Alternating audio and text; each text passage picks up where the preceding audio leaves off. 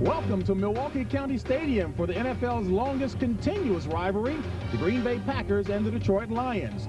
Well, the inevitable has happened in Detroit. Darryl Rogers, Lions head coach since 1985, will not be on the sidelines today. He was fired last Sunday. Rogers has been replaced on an interim basis by the team's defensive coordinator, Wayne Fontes. Well, I'm very, very excited about it. Something that I've waited for 13 years, and I'm just sorry that it had to happen this way, to come in as an interim coach and have 5 games to get something done. And I feel very, very saddened about my boss, Coach Rogers, and I had a tremendous conversation with him about the situation I'm in right now, and he's wishing me all the luck in the world. And good afternoon, everyone. I'm James Brown, along with Gary Fencik. And Gary, Wayne Fontes is the story in Detroit.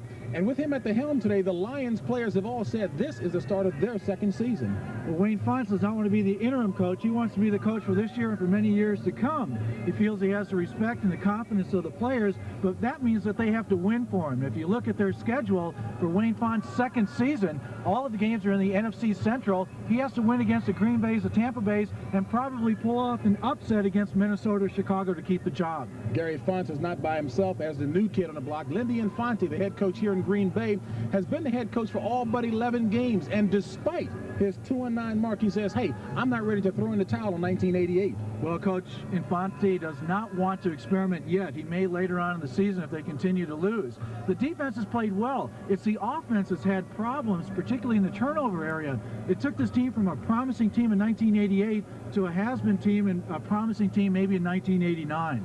Perhaps a crazy question, but both teams identical 2-9 marks. Is there such thing as pressure on them in this game today? Hey, anytime you lose, for players and coaches, there's a lot of pressure because you've got to win. Typical late autumn afternoon here in Milwaukee, Wisconsin. Raw weather indeed, 37 degrees. Forecast cloudy. Detroit has won the coin toss. They will receive. Kicking off for the Packers, Dale Dawson. And back deep, Stephen Starring and Randall Morris. And we're underway, Milwaukee County Stadium. And this is Morris in the end zone, elects to stay there. So the Lions will start at 1st and 10 from their own 20. And this is Rusty Hilger. He'll be quarterbacking the Lions. The defense he'll be facing, Alfonso Carricker, Blaze Winter, and Robert Brown. Linebacking core, John Anderson, Brian Noble, Johnny Holland, and Tim Harris. And the secondary, one of the better ones in the league indeed, Mark Lee, Dave Brown, Tiger Green will be starting in place of Mark Murphy, his second consecutive start, and Ken Stills. Rusty Hilger, 1st and 10 for the Lions at their own 20. Carl Bland in motion. Play action. And it's incomplete. Looked to be a little confusion on the offensive end there. Jennifer Jones, incomplete. Backs and receivers for the Lions. We mentioned Rusty Hilger, of course, at the quarterback spot. He'll be paired with Gary James and James Jones, the running backs. Carl Bland in place of Pete Manley, inactive today because of an injured foot. Gary Lee and Pat Carter. Offensive line, Lomas Brown, Glover, Mott, Malinchak, and Salem. This will be 2nd and 10 for the Lions. Just underway.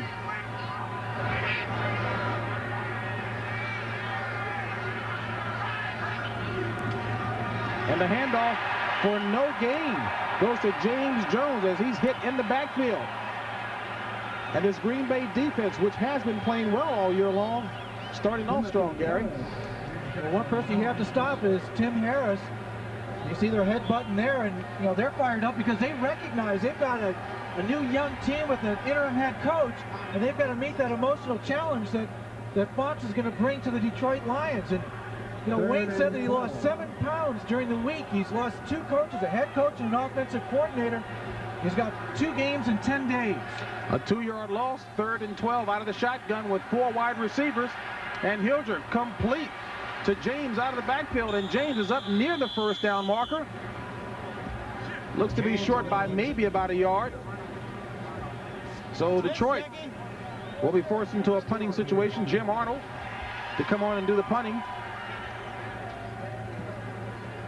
One of the things that new interim offensive coordinator, Lou Carpenter, said is that they're going to try to go deeper than they have been when Bob Baker, the previous offensive coordinator, was at the helm. And that means we should see a few more bombs, deeper stuff than we've seen. Sterling Sharp back deep for the Packers to receive.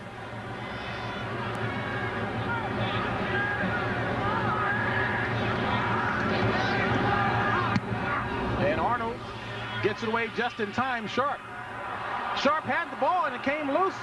It looks like Ken Stills did recover it in time. A 35-yard punt by Jim Arnold. No return. So the Packers will take over 1st and 10. Well, Tim Harris came close to blocking that punt. Good coverage by the Detroit Lions, and boy, that was just didn't look it into his body.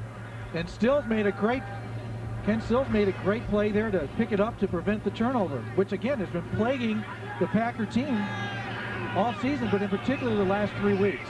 Don Majkowski at the helm for the Packers, 1st and 10. Perry Kemp in motion. Majkowski back to pass on 1st down. Complete across the middle to Keith Woodside, and Woodside across the 40 to about the 44-yard line. Don Majkowski, 2nd-year quarterback out of the University of Virginia. And the defense that he'll be looking at are the Lions. Eric Williams, Jerry Ball playing better as of recent, and Keith Ferguson. Linebacking core, George Jameson playing well in place of the injured Jimmy Williams, Chris Billman, Dennis Gibson, and Michael Kofer. And the secondary, Holmes, McNorton, Mitchell, and Blades. Pickup of 8 on the play, make it 2nd and 2 for the Packers. Majkowski the handoff, and no gain on the play. Great defensive effort on the part of the Lions. Jerry Ball pushing Brent Forwood way back. The Packers offense, Keith Woodside, Brent Forwood, the running backs, Perry Kemp, Sterling Sharp, the wide receivers, and Ed West, nicked up, but he's playing today. Offensive line, Ken Rutgers, Rich Moran, Mark Cannon, Ron Hallstrom, and Keith Euchre. This team, the Detroit Lions defense, is last in the league on 3rd down conversion, so the Packers are going to hope to exploit that today. 3rd and 3, ball marked at the 43. 4 wideouts in. In motion, Patrick Scott, high snap. And Majkowski intended for Scott, had it for a second, but dropped it. You know, one of the people he's going to be missing today is Phil Epps. Epps pulled a hamstring on Friday. They've lost him. They've lost Walter Stanley, so they've really gotten thin at the receiving corps. Puts a lot of pressure on a young quarterback because you never know who you're working with. You don't have the sync. Carl Bland back deep for the Lions. Don Bracken into punt for the Packers. And he loses the handle on the ball and still gets it away off the side of his foot. And penalty flags are thrown on the play. Bracken was really lucky just to get it away. A 29-yard punt. Penalty flags were thrown on the play. Well, clearly there are going to be people all over the field, downfield early, and there's the signal. But he was very lucky, as you said, to get that ball off. They looked as though the Detroit Lions had a return on, and they could have blocked that punt pretty easily if they put any pressure on him. Referee today, Fred Silva.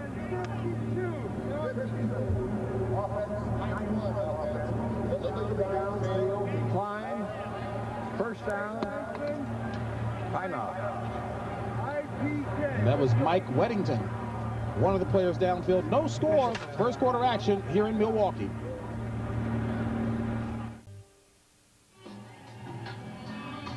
The likable Wayne Fonson, while in only 3 days worth of practice, fans cannot have expected him to have made many on-the-field changes. There's some other changes, Gary. Well, he said too many people were lollygagging around for the national anthem. He said, I believe in America, and I want my players to show the respect that the national anthem should have. So you see they're all lined up on the line, proud, hand over hearts, a little discipline. Back to live action. This is James Jones. A flag is thrown in the backfield as James Jones, the ball carrier.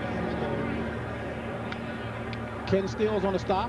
One thing Wayne Fonts did say is he wanted to get James Jones more involved in the plays. Number 30, illegal motion. 5 yards, still 1st down. And that was James Jones. Well, they wanted to get Jones into the offense, but he's got to stay in motion. They want to move them out in motion, and they want to have more formations, more motion. Felt they were too predictable, too bland for most NFL teams, and easy to defend when you just show a few formations. Loss of 5 on that call. 1st and 15. Ball marked at the 24 of Detroit. In motion, Jones again. This is Gary James, the ball carrier.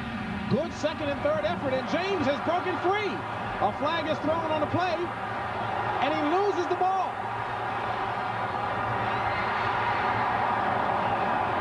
And a mad scramble for the loose ball. Detroit recovered, but there is a flag on the play. Boy, you needed a couple pair of eyes to follow that action. What a play. And, you know, I see the Detroit line offense going downfield. That might have been a face mask call. We'll have to wait and see, but what a great run by Gary James. Now there seems to, you know, again, what's the call going to be? Fred Silva, the head referee. Number 32 on the tackle, face mask, down the field, backed on, 5 yards, 1st down. Boy, I tell you, those glasses of yours really help with your vision on the field, huh? Hey, I can tell as a defensive back, you watch it come in, going inside. The 2 games that they've won this year, they've run for over 100 yards. And you can see Dave Brown grab him by the face mask, a 5-yard penalty, and now it's off for the races. And watch this, he breaks another tackle, cuts back across the field, and boy, he shows a lot of power, and then Lee strips him of the ball, and now it's a mad dash for the ball, and Detroit gets it. And Detroit has him to 13, and Hilger loses the handle on the snap, and flags are thrown everywhere.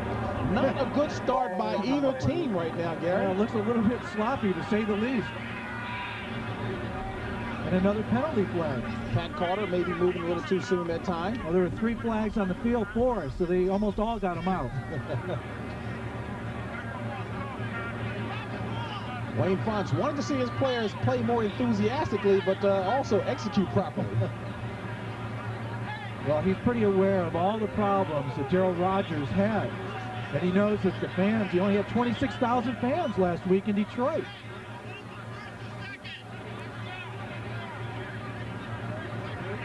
Does there seem to be some confusion here or what? You know, pretty obvious. Yeah, things have started too fast here. Even the referees aren't in sync. 87 offense, illegal motion, decline, 2nd down. And indeed that was Pat Carter, the rookie out of Florida State, tight end for the Lions. As you take a look at Lindy Infante,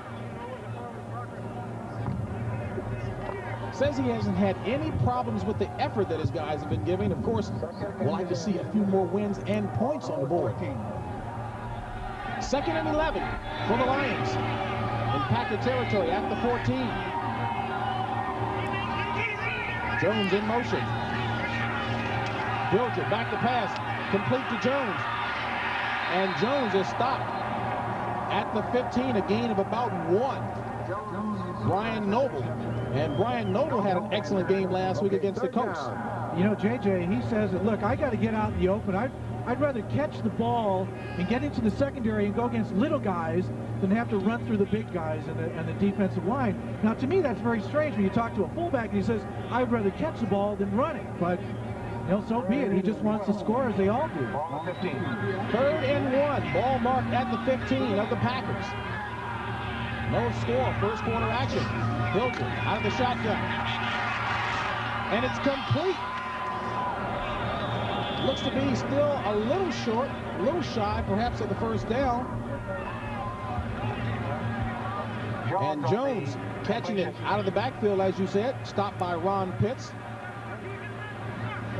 You know, I bet you If it is short, what would you do? I don't think James Jones likes the spot on that. I think right now you're inside the 5. You got nothing to lose, but you want points. You know, you want to give your team some confidence, and here comes on the field goal team. I think it's a good call. You know, your first drive, Detroit has had a terrible time scoring. Last week was the first time that they've scored any points on the first drive of a game all year. So I think you want to get points on the board right away, psychologically get the lead. Eddie Murray, as well as in fact. Eddie Murray attempting a 22-yarder. It's up, and it's good. So the Lions score first. Comes at the 9:09 mark of the 1st quarter. Detroit Lions on top, 3-zip. Lindy Infante's Packers find themselves trailing 3-0 to the Detroit Lions, 9:09 in the first quarter, and hasn't been very productive, his squad. You know, he feels that they're executing, they're working hard, but these turnovers are just killing him, just as if they can hold on to the ball to get some points. And last week they had an opportunity against the Colts to win the game and just couldn't put it in for the score to at least tie and get into overtime. So they're struggling right now, but he hasn't lost any confidence in his players. Eddie Murray will be kicking off for the Lions. Back deep for the Packers, Brett Fullwood and Keith Woodside.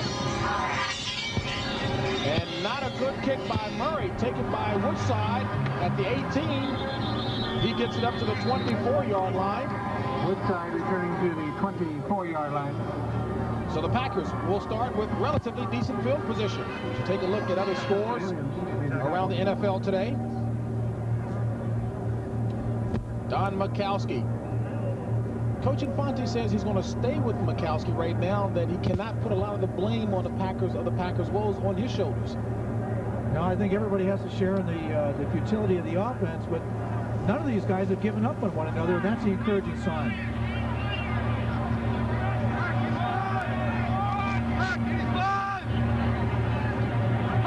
Kemp in motion. Play action. And Majkowski complete, and it's now dropped. Perry Kemp had the ball, let it scoot through. So Commodore Perry Kemp, and now there is a flag that was thrown in the backfield, the Packers backfield. Looks like a roughing the passer on Majkowski. Not on him, but he was a bench. Personal foul, low to the face, 15 yards, first down. And that's Jerry Ball, the culprit that time. Ball had a career-high 8 tackles last week against the Colts, and said he's been playing very well, even with that weight. You know, I saw Terry Bradshaw said last week when he was doing the game that Ball wanted to lose weight, and boy, that's clearly into the face, 15 yards, and it's those kind of cheap penalties that sustain drives and lose ball games. You know, this defense has got to play fired-up football because this is their coach who has a chance to be a head coach. So the Packers get field position at their own 39. 8:57 remaining in the first quarter. Lions on top 3-0. This is Woodside, the ball carrier. Flag thrown on a play. Woodside, good second effort. And he's trying to overcome a poor performance last week where he was actually pulled out of the game. Devon Mitchell on the stop. And the signal, the preliminary signal, goes against the Packers. Mitchell made the tackle. Offense, number 65. Holding. 10 yards, still first down. Ron Holstrom. You know, we talked to Coach Infante last night. I asked him, is there one area that you're either really disappointed in or you're really encouraged by? And he said, I'm not really disappointed in anything. However, I thought our offensive line would be stronger and more dominating than it has been this year. That penalty makes it 1st and 20 for Green Bay. Out of the I formation.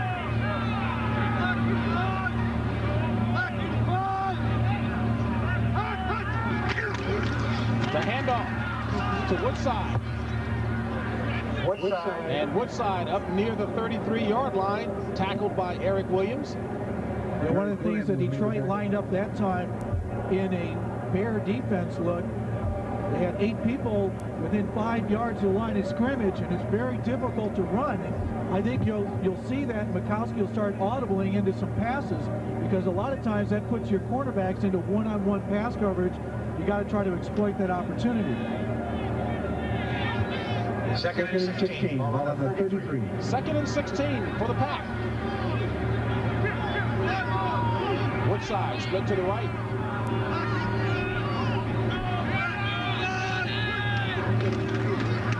Majkowski back to pass with time. Complete to Patrick Scott. And Scott is knocked out of bounds by Benny Blades at the 40. So a 7-yard pickup. Still a long ways from the first down. You know, Patrick Scott dislocated his finger on Friday. Came back out to practice, so you have to believe that he's going to have somewhat of a difficult time catching the ball with his hands. You might see him try to catch with his body a little bit more, but, you know, he's out there because they're so thin at wide receiver, they need every healthy body they can use. 3rd and 9 situation for Green Bay.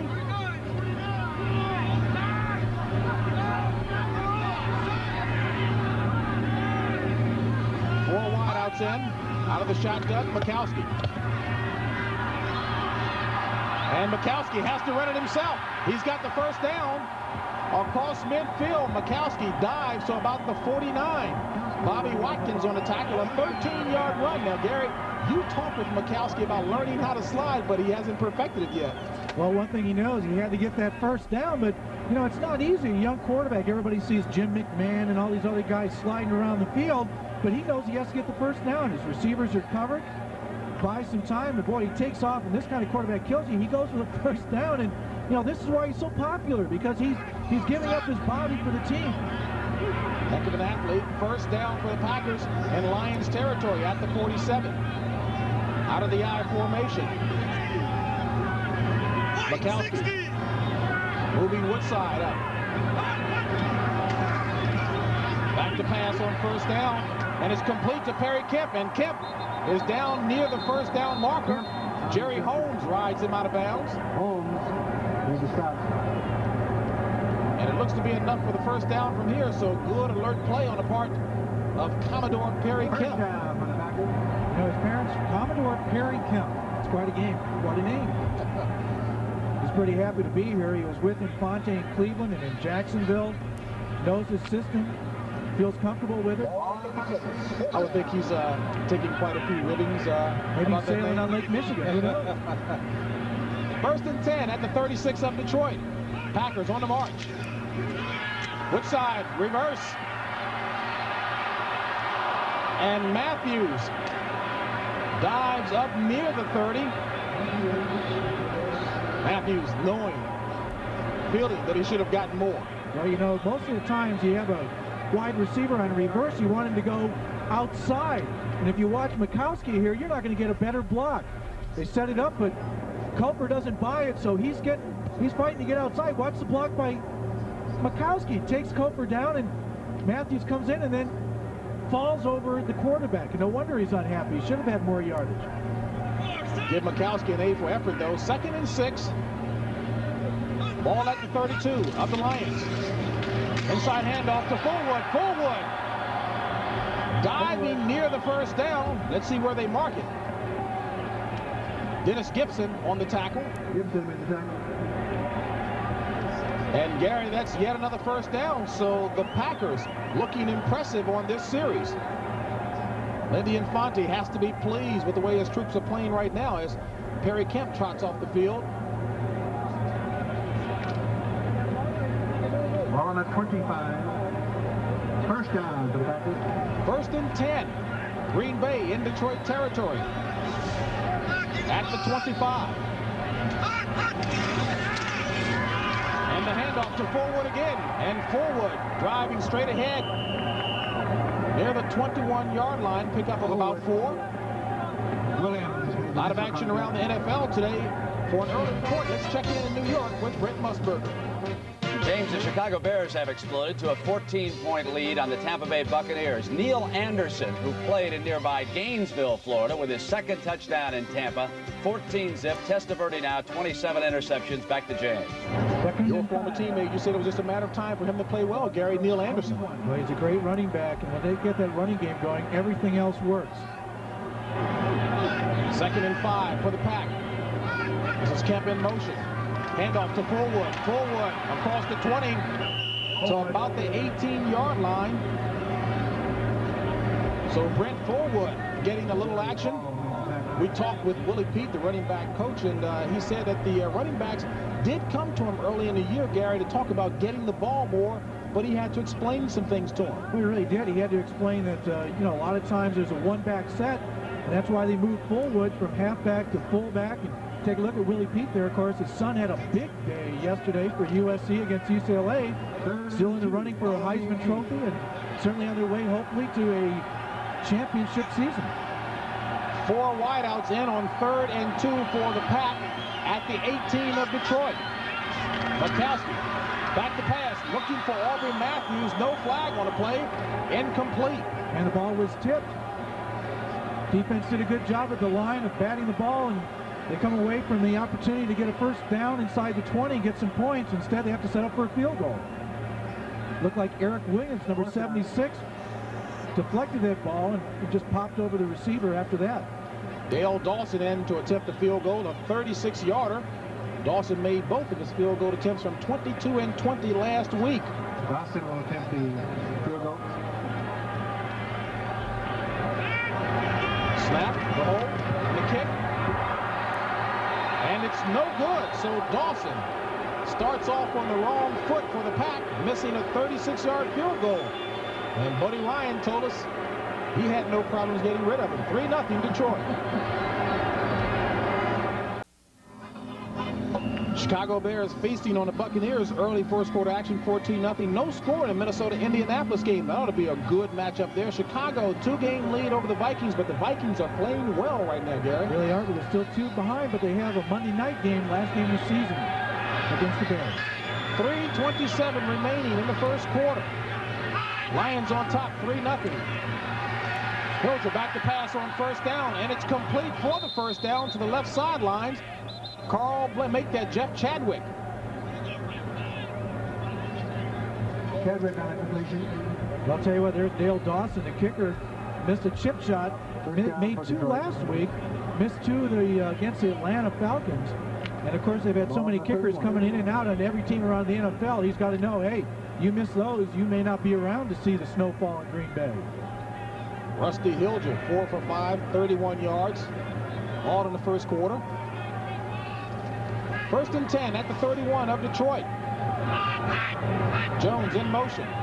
Handoff to Gary James. Flag on a play, and James running hard up to the 35-yard line. Gain of about 4, but there is a flag on a play. James, the ball carrier. David Brown, Harris made the tackle. alias Father Time, on the tackle. Tim Harris jumped early, trying to guess and get in that backfield early, and I think they called it on him. Now you look at Rusty Hilger there, he's got a little hand warmer for his hands. See that? Defense, number 97. Offside. 5 yards, no first down. There's Tim Harris. Not a good week for him. His father, God rest his soul, passed this week, and Harris attended the funeral just the day before yesterday, as a matter of fact. Well, you can see he definitely got into the 30-yard line and gives 5 easy yards to the Detroit offense. Coach Lindy Infante said he expected Harris to play the game of his life, though. First and 5 for Detroit.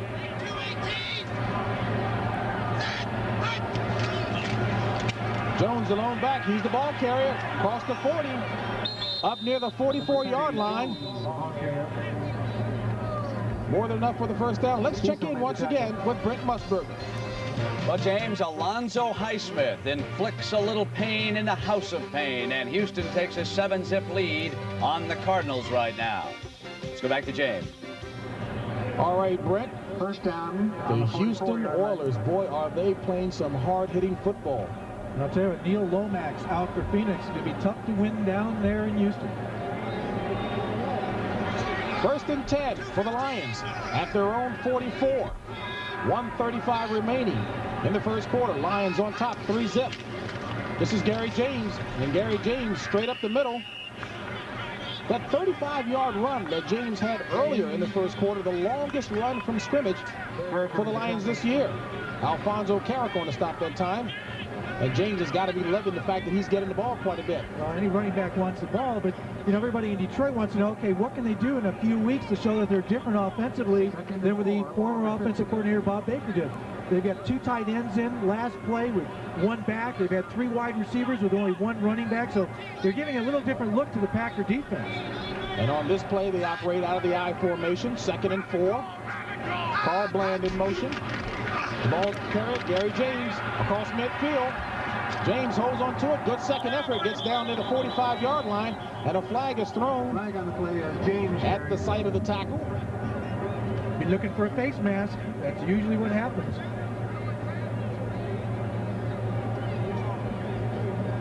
How did I know that, James? 12 years of experience in the NFL. Number 22. Face mask on the tackle. 5 yards.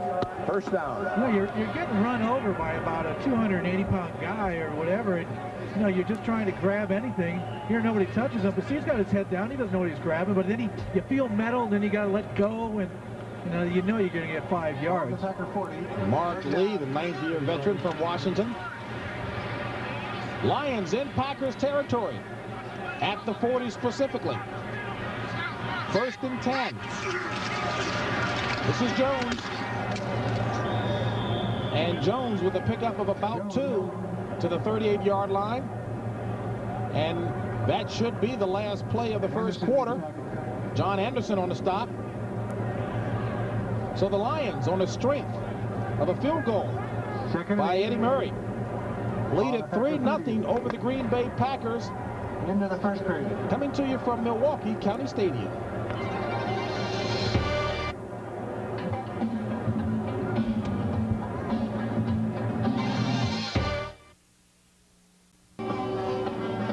So far, so good for Wayne Fonts. You know, he tried to get to his players through the stomach. He's bringing in lunch every week. And, you know, Infante tried to do that with donuts earlier year, but obviously those donuts went stale on him. In that booth, far to the right is Eric Hipple. He's behind the post. You can barely see him, but he's having some influence on what plays will be called today. And I think he's going to give it to J.J. James Jones quite a bit. 2nd and 8 right here. Start of the second quarter. Lions on top, 3-0. Carl Bland in motion. Hilger back to pass. And it's complete to Gary James out of the backfield, and he looks to be a few inches shy of the first down. David Brown pushes him out of bounds. We're looking at Lou Carpenter right in the middle, and he is the interim offensive coordinator, was a receivers coach. And, you know, we talked to him, and he said, look, we've got to go downfield more. My philosophy is to look deep and come back short, where Bob Baker was looking short and going deep. And I think that Rusty Hilger, who was in with the Raider organization, he's more comfortable with that approach. He says, I want to make big plays get the team going, and I want to look deep, come back short rather than looking short and going deep. And Hilger's confidence showing right now. 3rd and 1, actually 3rd and inches. Out of the I formation, power formation. And this is Gary James. He's got the first down. James, the ball carrier. 2-yard pickup by Gary James, stopped by Brian Noble. You know, the Lions have been averaging only 72 yards on the ground this year already. And here, just the start of the second quarter, 56 yards on the ground already. Well, look at Chuck Long. Was he saying I'm hungry or what? He was grabbing his stomach, and, you know, I don't know what he was doing. But, you know, Chuck says I'm healthy, I'm ready to go. But and Wayne Fonts said, look, if Hilger doesn't do a good job, I'm going to have a short hook and put him in. But right now, he looks pretty comfortable. He's got the hat on, the gloves. He's got that's a nice-looking jacket. Maybe I can get one of those. First down for the Lions in Packers territory at the 28. Carl Bland in motion. Play action. Going for Chadwick. And it's batted down. Chuck Cecil in on the coverage that time as well. Chadwick, the intended receiver. Cecil covering in the play. So Hilger airing it out, going up top for Jeff Chadwick. Like we said, one of the things that Lou Carpenter, the offensive coordinator, wanted to do is go deep. And you're looking for the free safety position. They're just in the zone to the post. Do they get behind the free safety? And just a little bit. But Cecil bats it away. Good play. And, you know, you have to know where you're at in that end zone to know how much room you've got. That time, the rookie Cecil did a good job. 2nd and 10. Land in motion again.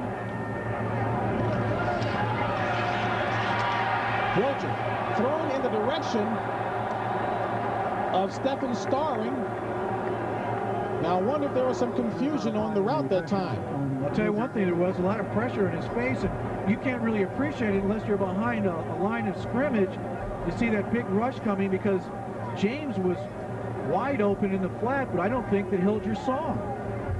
Hilger 5 of 8 for 38 yards. Interesting story here. He was practicing in California on a high school football field, hoping to get a call again. He says now he's been here 5 weeks, and he now has 2 coaches. So he's seen some changes in a short period of time. 3rd and 10. 3 wide receivers. Gary James also in the slot, out of the shotgun. Hilger flushed out of the pocket. Throwing to James Jones, and it's complete.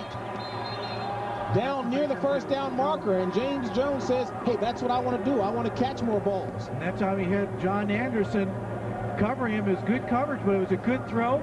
Hilger, who really isn't that mobile of a quarterback, back there looking downfield, and then he has to get out of the pocket. Now he sees Jones over in the corner, one-on-one, man-to-man coverage, makes a nice catch, holds on to the ball, and appears to have the first down. Close enough for a measurement. James Jones, 6'2", 230, 6-year veteran out of Florida. And it was definitely plenty by half the ball for the first down. So the Lions. First down for Detroit. Wayne Font's got to be pleased with what's happening. Wayne Font said, hey, yeah, I'm going to get Jones more involved. You see, it's a little unusual for a fullback wanting to catch the ball more. Why so? Well, because the guy usually weighs so much more than those DBs. And, you know, running backs get recognized normally by not how many passing yards they have, but how many running yards. And he says, look, I like to catch the ball. I don't mind running it, but I prefer to catch it. And he wants to get more involved in that passing offense. And it looks as though he's getting his wish so far today. 1st and 10 out of the pro set. Chadwick and Bland are the receivers. Ball marked at the 18 of Green Bay. James in motion. This is Randall Morris. And Morris grabbed around the ankles. Give the credit to number 96, Sean Patterson. Patterson made the stop. I make that Tony Page, and I'm sure Tony Page will be a little upset with me. I should know him well, having gone to my high school. Like that, James, you look out there and he must weigh about 50 pounds more than Randall Morris. You know, these guys, you know, people always look a lot bigger when they're in white uniforms, but some of these guys have been eating pretty well without the uniforms.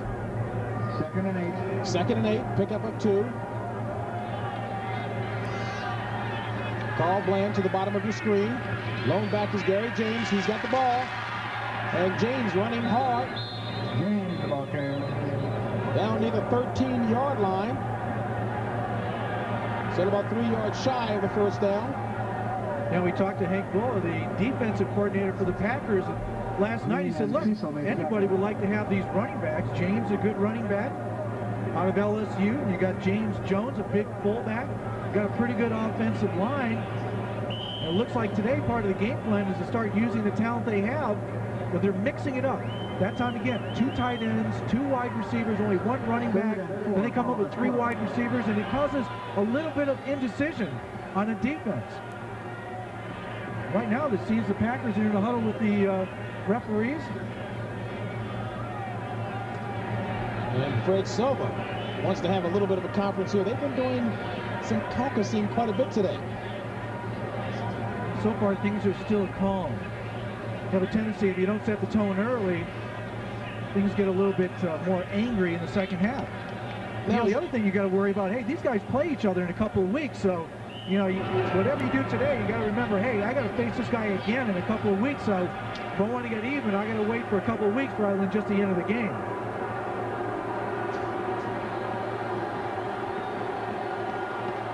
Third and 5.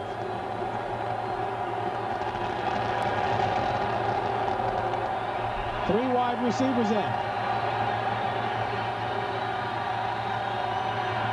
The handoff to Gary James. James trying to outrun the pressure. Doesn't get it. Drop back at the 15-yard line. Loss of 3 on the play.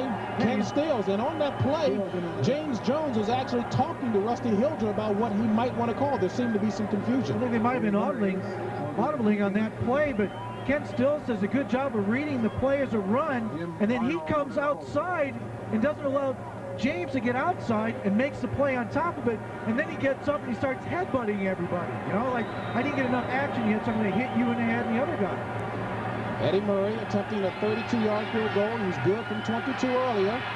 It's up, and it's good. There is a flag on the play. Flag on the play.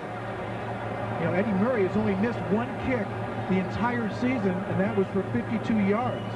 His longest being a 48-yarder, and he'll have to do it again. He feels confident. I talked to him before the game. Number 3, offense. Before the snap, ball start, 5 yards, repeat a 4th down. Guilty party that time, Harvey Salem, 6-year tackle out of California.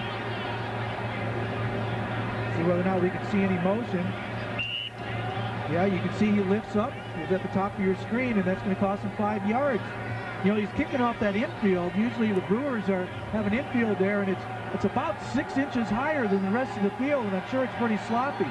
Shouldn't be an easy kick. A 37-yard attempt. Murray is 8 for 8 from this range. Make it 9 for 9. So Eddie Murray booting the Lions out in front. They'll take it.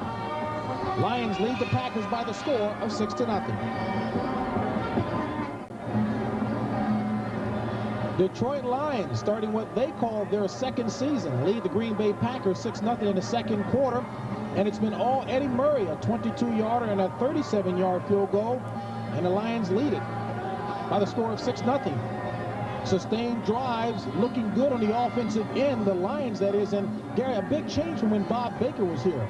Well, so far they still haven't scored a touchdown, but Pete Manley, who's not playing today, told us a little story. He said, you know, you see head coaches on the sideline or the offensive coordinator, they get a whole big piece of paper and they're picking this play and that, and they got their trick plays. He said Bob Baker used to have something like this, little piece of paper like this, and then he'd ask, what do you guys think about this? And, you know, so they should have an expanded game plan offensively today from that. Well, the Lions looking good so far. And forward takes it with 1 foot in the end zone, decides to bring it out across the 15. He will not make it to the 20-yard line. So the Lions, good aggressive coverage on that kickoff.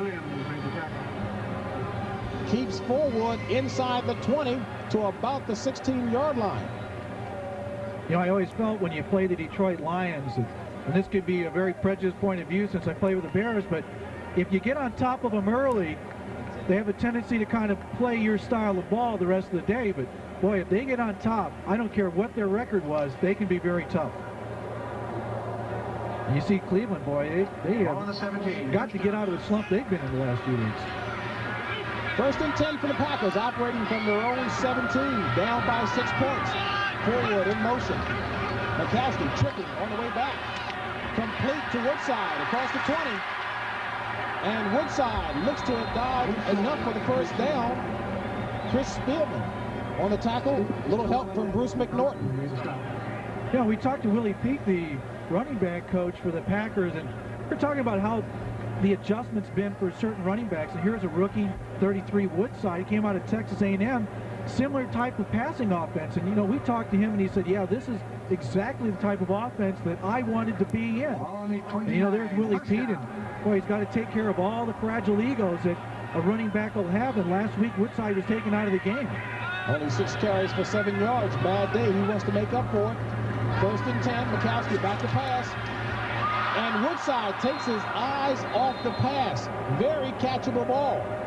And he knows it. Woodside, the intended receiver. Well, sometimes, again, this is a raw day, and you've got to win. It's chilly out.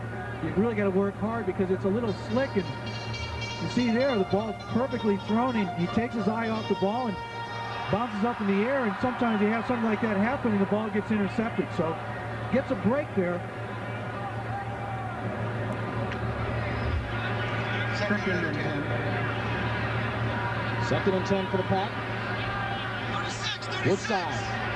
Split to the top of your screen.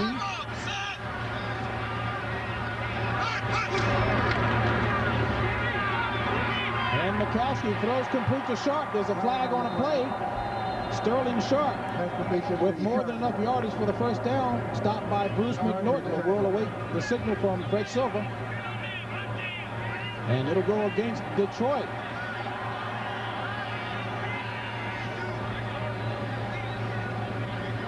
Number 94, defense. Illegal use of the hands to the mask. 5 yards, first down. And, you know, when that play got done and the flag was thrown right by Majkowski, he kind of thought it was holding, and he got a little frustrated. But that time he got a break, and it was against the Lions, number 94 Strawthers. And went to a 4-man rush probably that time to put some pressure on him. Hasn't exactly been a smooth. They'll take the of the play, and it's first down from that spot. First down. Okay, Fred, it still hasn't been a really clean first half. A lot of penalties, kind of sloppy play, but these teams are just trying to get into the groove, and that's what you try to do in the first quarter, try to feel them out. How are the defenses and offenses going to make the adjustments that you present to them? And looks as though hopefully the teams are now going to settle down a little bit. Don Majkowski 5 of 8 for 51 yards. 1st and 10. Ball marked at the 42 of Green Bay. This is Patrick Scott in motion.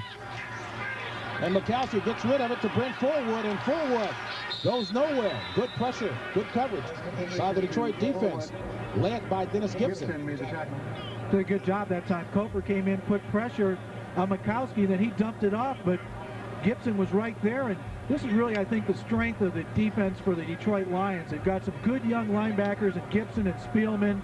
They've got the strength outside, even though Jimmy Williams is hurt.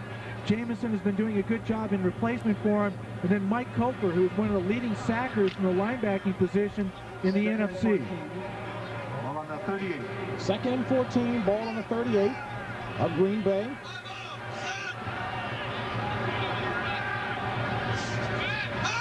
Woodside in motion. And Majkowski having to fight his way out of the pocket and is wrapped up, thrown to the ground by Michael Kofer. And Kofer adds to his team leading total of 9.5, make it 10.5 sacks for Michael Kofer. You know, Mike Kofer is one of the better linebackers in the NFL. He doesn't get the credit of the Lawrence Taylor. You see him at the bottom of the screen. He's out in a three-point stance, sheds his block, goes inside, but he doesn't quit. Here these other guys chasing him around, and look at, he goes from one end of the field to the other end of the field and gets his sack. Boy, that's when you know you've earned it. You can see it after that. He knows it. Hey, I didn't quit. Lions defense playing inspired. 3rd and 18 for the Packers. 8:49 remaining in the half. Nickel defense by the Lions. Majkowski going up top, looking for Scott. He's got him.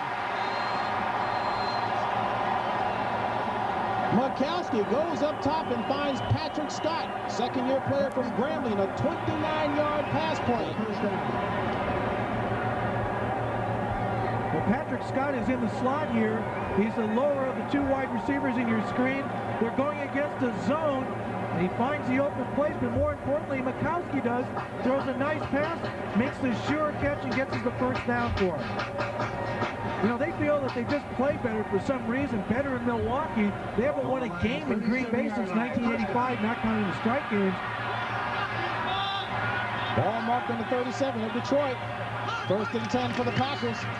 Forward, the ball carrier, looking for the hold. He's got some room. And forward, down near the 30-yard line, stopped by Benny Blades, the rookie from Miami. You know, Benny Blades and Spielman, well, these are two high draft choices they hope will be in that Detroit Lion defense for a long time to come. And, you know, Benny's had some good success, had some injuries, and I think that, you know, you get into the last part of the season, this now extends well beyond where they had to play in terms of college. That's really a test for them to make sure you still stay up every single week. It's even harder when your team's not going to the playoffs. 2nd and 4 out of the eye. This is Woodside, and Woodside grabbed from behind.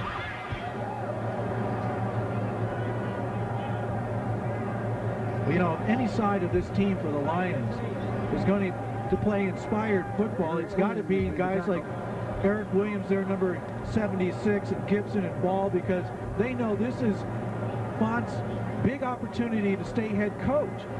And they liked him. They like him a lot, even though statistically they haven't got great numbers. They feel he's instilled some discipline that they really needed. If they don't play well, he'll be seeking a job elsewhere. Give the credit on the tackle to Eric Williams. Brings up a 3rd and 4 situation for the Packers.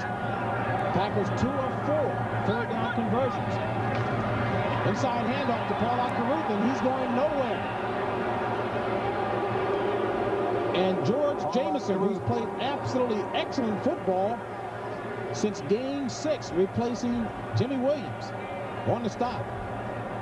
It's a nice play there. I think he anticipated what it was going to be.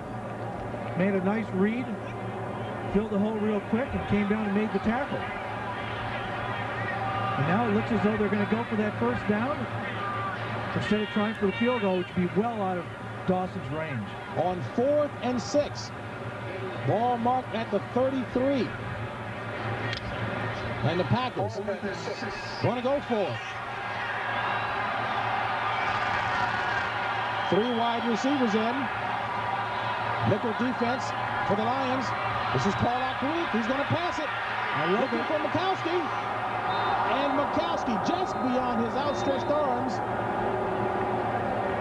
Not a bad looking play. I like the trick play.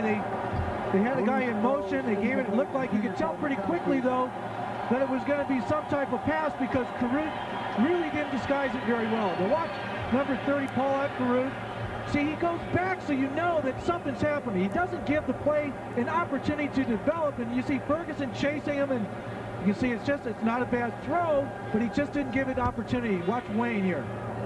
All right, boys, you did the job. Yeah, there's a happy guy. every play is a big game, is a big play for him. Brent Musburger talked about it during the NFL Today show with Wayne Fonts, the fact that he's got to battle a couple of obstacles to become the head coach here, and we'll talk about that in a minute as the penalty flags rain from everywhere as Detroit on 1st and 10 tries to get a play off, but illegal motion. 5 yards, still first down. And again, Wayne Fonts arrested for drunk driving earlier, but there was also some drug suspicion brought up, Gary. Well, he said 5 days later they found cocaine in his car. It was impounded for 5 days, and then they came up with it. And Wayne said, look, I was very concerned about what that was going to do for me, my image, so I called Pete Rozelle, and I agreed to weekly random testing, drug testing, and we'll talk about it after this play. 1st and 15 for the Lions at their own 28. And there's a penalty flag on the play as James Jones is the ball carrier. And they started again early. It's going to be 1st and...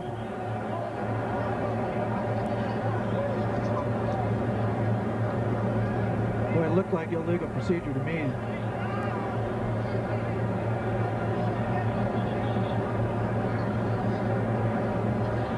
You know, getting back to Wayne Fonts, he agreed to weekly random testing.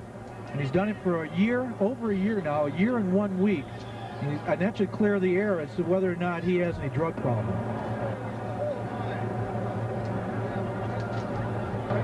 The entire offensive line, illegal motion. Get them all. 2nd down. Get them all, you know. Hey, you know what? And all those guys are happy because they say it's not against me. If you do it, we're all going to do it. Do it as a team. And you know what? You got to wonder, maybe Hilger called it on the wrong snap count. 2nd and 15. Chadwick and Bland to the bottom of the screen. 2nd and 14 for the Lions. Ball at their own 28. Stephen Starling split to the right. And this is Jones, the ball carrier. And Jones, good yardage all the way up to the 38. Jones, the ball carrier. 10-yard gain by James Jones before being stopped by John Anderson.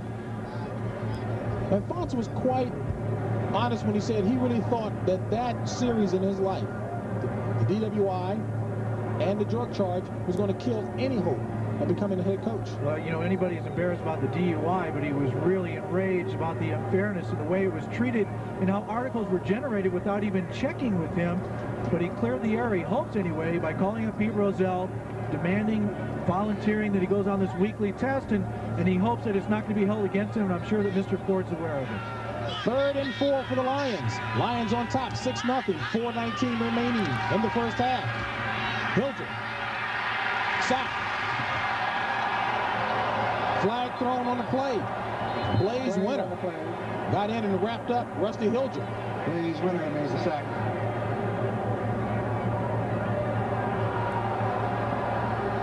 Well, it looks like a face mask call.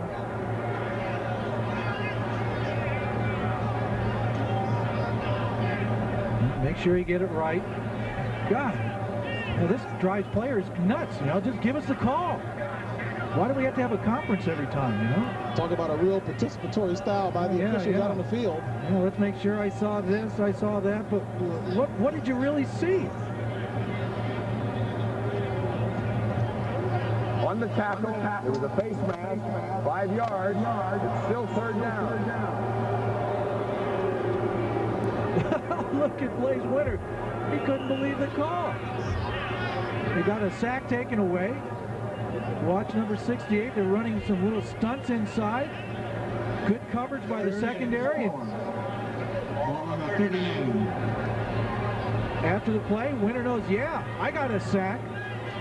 High-fiving as high as you could jump.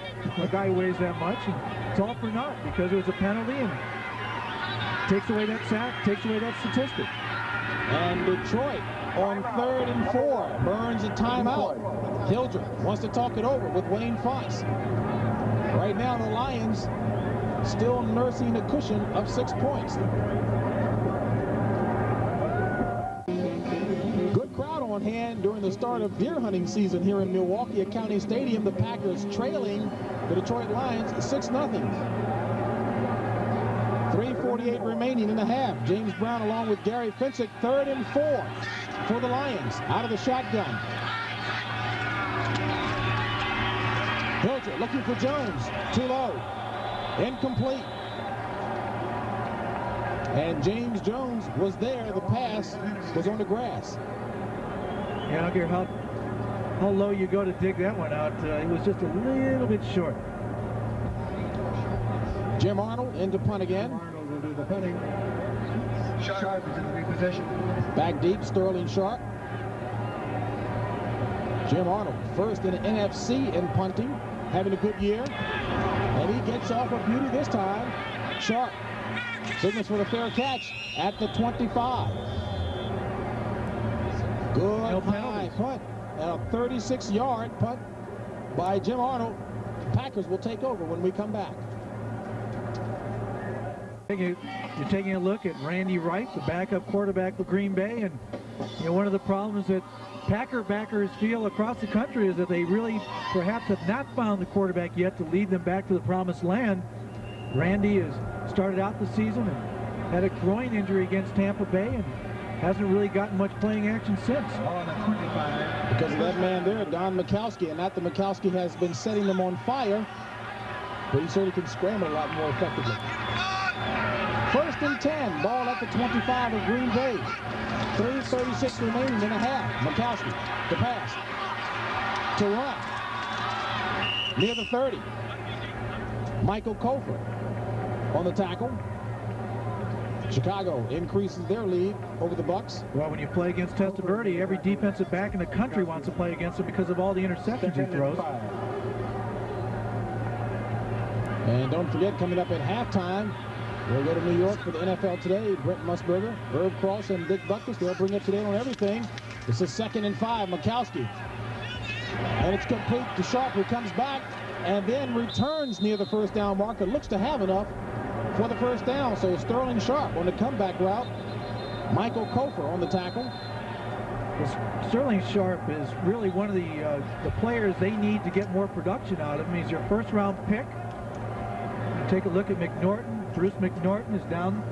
I don't know quite what happened to him, but he was in on the tackle. McNorton, not a very big ball player either, Gary, at 5'11", 175. As you take a look there at Sterling Sharp. You can't afford to be very big these days. You know, defensive backs are actually probably getting smaller on the outside, bigger on the inside of the safety positions because of the speed that people like Sterling Sharp have. I mean, you have to be able to not only have great breakaway speed, but you have to be able to backpedal and then get into your break and turn and run the other way. I know when Darryl Rogers was here, we were talking about the fact that McNorton looked more like a track star, real skinny legs, but he said, hey, the quickness serves him well. Good rangy ball player. Well, they don't care how their bodies look as long as they got the speed. They can be fat and squatty, I'm sure. You don't see many guys with speed to do that. Take a look at the replay here. Maybe we can see what happened to Bruce McNorton, number 29. Sterling Sharp just jogged out. He ran kind of a real slow little pattern, and now he's just trying to get some yardage, taking it upfield, and McNorton doesn't really look cute. Oh, there you can see there he gets bent over backwards. Boy, that's a painful injury. Take one more. It's at the finish of this play, and look, number 55, Koper, comes in. Hope he's all right. I think something like that, you get bent over backwards, you know, your knees as you get older just don't quite have that flexibility. It kind of stuns you a little bit. You can see there, he knows exactly what happened to him. Well, let's get a little sneak preview of what's coming up at halftime. Some other scores. Let's check in with Brent Musburger. Right, James, we got a lot of scores and highlights from around the league, but let me get you up to date on the Bears. Watch Tom Zach to Brad Muster on the screen, and Muster runs like a #1 draft choice. Now watch Neil Anderson, 35, get downfield and help him out with a block. James, right now it is Chicago easy. Let's go back to you in Milwaukee. And Gary, you were talking about Mike Tomczak. You said Mike Tomczak really has been playing extremely well. Were you surprised by that? I'm really not. He went to see a sports psychologist in the offseason at Ohio State. He's 5-0 against Tampa. And I think, you know, as long as Mike Ditka stays off his back a little bit, he's very productive. A lot of teams would like to have a backup quarterback with the talent of Mike Tomczak. First and 10 for the Packers at their own 36. 2:35 remaining in the half. Majkowski across the middle to Keith Woodside, across the 40. Pickup of about 5 yards. The Packers look as though they may be going without a huddle. trying to prevent Detroit from putting in their nickel package, but they don't seem to be doing it quickly enough. And a modified version of the hurry-up offense then. 2nd and 5 for Green Bay. 6 defensive backs in for the Lions. And Majkowski is intercepted. Benny Blades, so the rookie from Miami, gets a pick against Don Majkowski. Well, that time they were just in man-to-man coverage. Benny Blades in man-to-man across the field. You can see he's got this red all over, and it was a badly thrown ball. And if he hadn't stumbled on that field, he clearly would have been running down the sideline for a touchdown, and he knows it. Intended receiver was Clint Didier. Instead, Benny Blades comes away with the pick.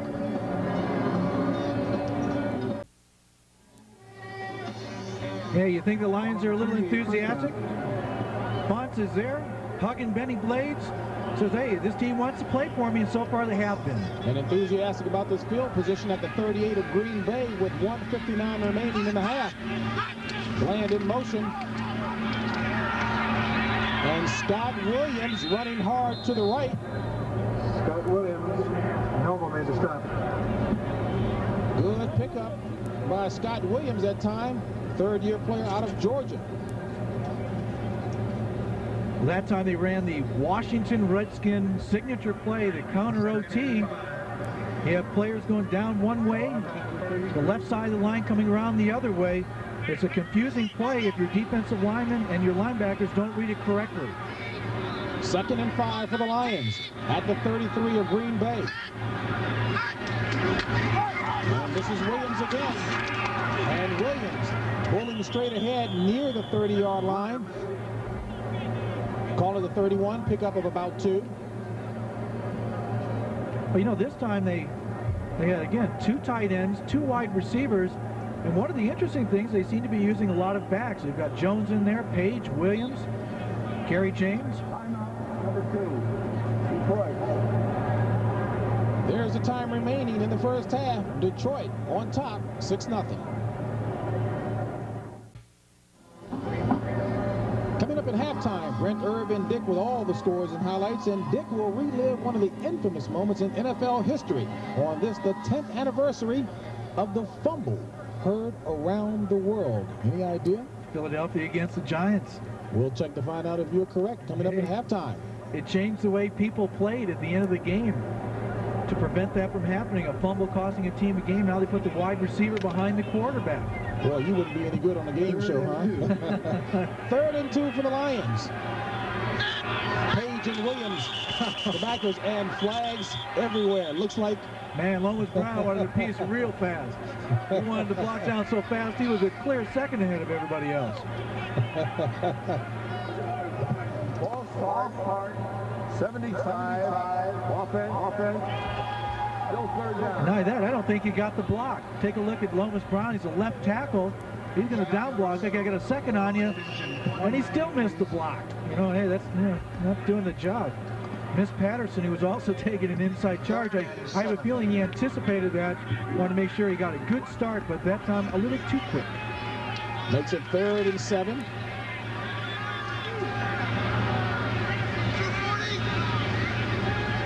James Jones, the lone back, out of the shotgun.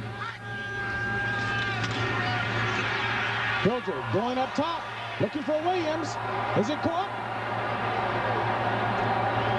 He's got it. And it is.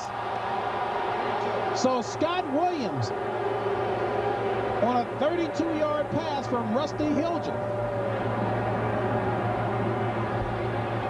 I'll tell you, they're going to fight for the ball for possession, but tie goes to the receiver, and they've already made their decision. So Steels may as well let go with it as well as Green. Well, but you're going to fight for a while because you want to make sure that they know. There's no way you can tell by instant replay who had that ball down the bottom. You can see Tiger Green is not too happy, but everybody knows tie goes to the receiver. You watch Rusty Hilger lays it up perfectly. And boy, it's just a fight for the ball, and let's see. Whoa, it's a tie, but you can see Williams goes back and fights for the ball because it looked as though Tiger Green had it. And then they threw a penalty flag on top of it. And look at Wayne. He's happy, but he hasn't lost control. Timeout. He knows he can waste precious moments, but that's their last timeout. And it looks as though they called a penalty after that. Maybe somebody had some unkind words for the referees. Good point you made about Wayne Fonts staying on top of the action. Red Auerbach calls that a sense of where you are in the game. First and goal, ball of the 2. And here you have no timeouts left. You've got 39 seconds, so you got plenty of time here to run a play or two. But I'm sure they'd love to have a timeout. And now you hear the crowd getting up a little bit. That was anybody's ball. And both DBs broke on it. They had the free safety coming over, and Tiger Green was there, but it was really an excellent catch by Scott Williams. 53-65, eligible position. The last play stands as called.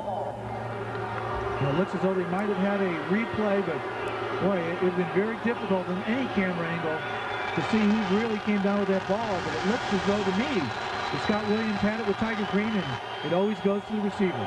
First and goal, ball marked at the 1.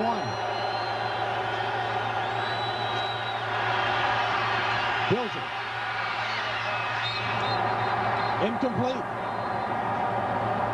Intended receiver, believe it or not, Eric Sanders. 6'7", 280-pound left tackle. Well, they saw Baldinger catch it last week for the Colts. And if you watch Rusty Hilger, he's rolling out, and there is no one there. He probably could have walked in, but he saw him so wide open. And you know what? That was just a drop ball. Eric Sanders has his opportunity, and he goes, oh, Wayne is not a happy guy. Boy, you have that opportunity. You hope that that big tackle would make himself a hero and catch the ball, but instead, it's second down. Sanders was eligible on that play. Second and goal. Play action. And Hilger was going to Sanders again. Boy, I tell you what, they're trying to make him a hero, and that time he was covered. They did a good job. They weren't going to go blind and miss him this time. Brings up a third down, third and goal for the Lions. I'll tell you what, it's a little unusual to run the same play twice no matter how open, because any defensive back, any defense is going to go, okay, look, we get back in the huddle. Whoever has them, don't make the same mistake twice. And instead, they seem to call the same play twice. An active and animated Wayne Fonts on the sidelines. Well, he promised to open things up, and he's done that. And the clock down to 4 seconds. Play clock, and this is James Jones tripped up in the backfield. So Green Bay's defense is holding, and Murray having to hurry on the field as you see the game clock ticking away. Now this really shows whether or not you have your act together, whether or not they can get this off in time. You can watch Ken Stills. He's staying there. He'll stop the clock if he doesn't hurry up. It's just a chip shot. You can see the flag was thrown. I bet you that's some penalty against Green Bay for taking too long to get back on the line of scrimmage. Might have kicked the ball or something. We have encroachment on the defense, not allowing the offensive team to set half the distance, still fourth down. Plus it stopped the clock. That's even more important.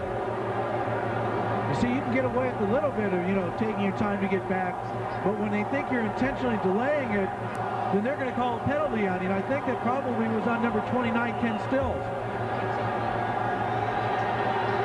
It was a 19-yard field goal attempt by Eddie Murray. It's good from 22 and 37. And he's good from 19. So it's been all Eddie Murray for the Lions in the first half. 3 field goals. Lions on top, 9-0. As a defensive coach, Hank Bola has to be proud of his defensive unit for preventing a touchdown. On the other hand, you still gave up 3 points, and you're down by more than a touchdown as you go into the second half. I'm assuming that they're just going to squib this kick off so that Infante's kickoff return team doesn't have a good chance to get back the touchdown all the way. Don't forget, coming up at halftime, Brent Musburger, Irv Cross, and Dick Butkus in New York with the scores and highlights and more. Coming up in just a few moments. You have to believe so far that Wayne Fonts is very proud of his defense. They've shut out the Packers the first half. They've gotten the running game going. And that is one problem they've really had. As I said earlier, today they have 78 yards so far for the season. They're only averaging 72.8. The 2 games that they won this year, they had over 100 yards rushing. Once you establish a running game, once you make a defense have to change their alignment to stop the run, it opens up the play-action passes. It allows you to get more yards in the passing game. You know, Rusty Hilger's done a good job today. Control passing. They said if he didn't do well, they're going to bring in Chuck Long real quick, but so far they haven't needed him. And a low kick by Murray. Nelson picks it up. This is it back to Forward. And Forward across the 30 and scoots his way across the 35 to about the 37-yard line. But that'll be the end of the first half. And the Lions, playing inspired, lead it by the score of 3. Make that 9-0. CBS Sports cover.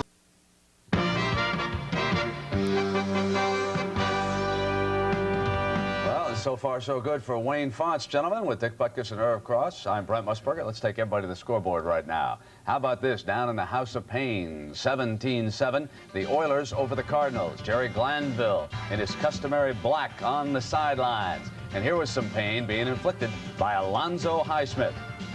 Neil Lomax not playing for the Cardinals, out today because of an injury. Dick, what about quarterback Warren Moon of the Oilers? Well, there was some concern whether he can throw long, you know, a nice arching ball. What's this, 50 yards? So I guess they're not concerned with his long ball anymore. Exactly, and Stout was able to rally the Cardinals. They didn't have a single first down in the game, and then bingo, he gets them on the scoreboard, hitting Awalt 52 yards, and now it is 17-7. Switching over to the Bengals, coming off that tough loss of a week ago, they lead the Cowboys 14-3. Cleveland all over the Steelers. That's 17-7 at the half.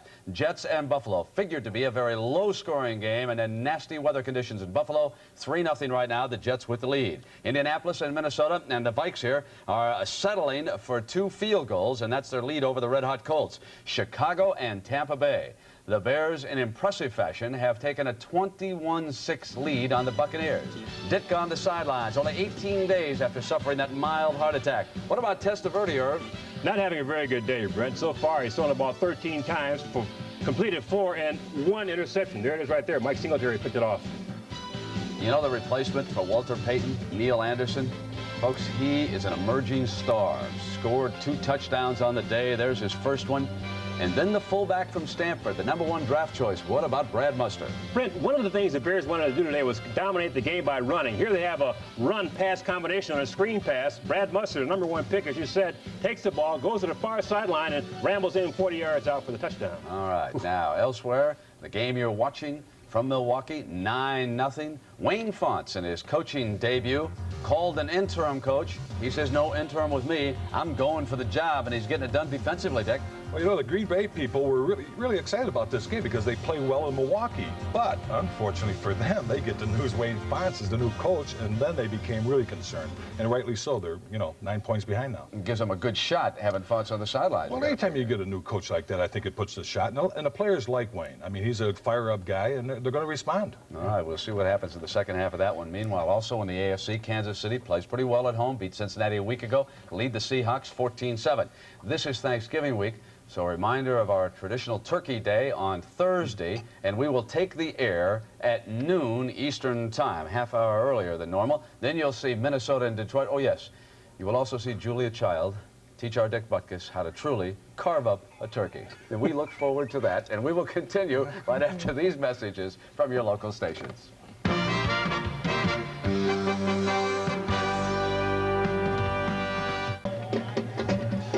Back here in Milwaukee, 3 Eddie Murray field goals account for the margin. Lions lead at 9-0.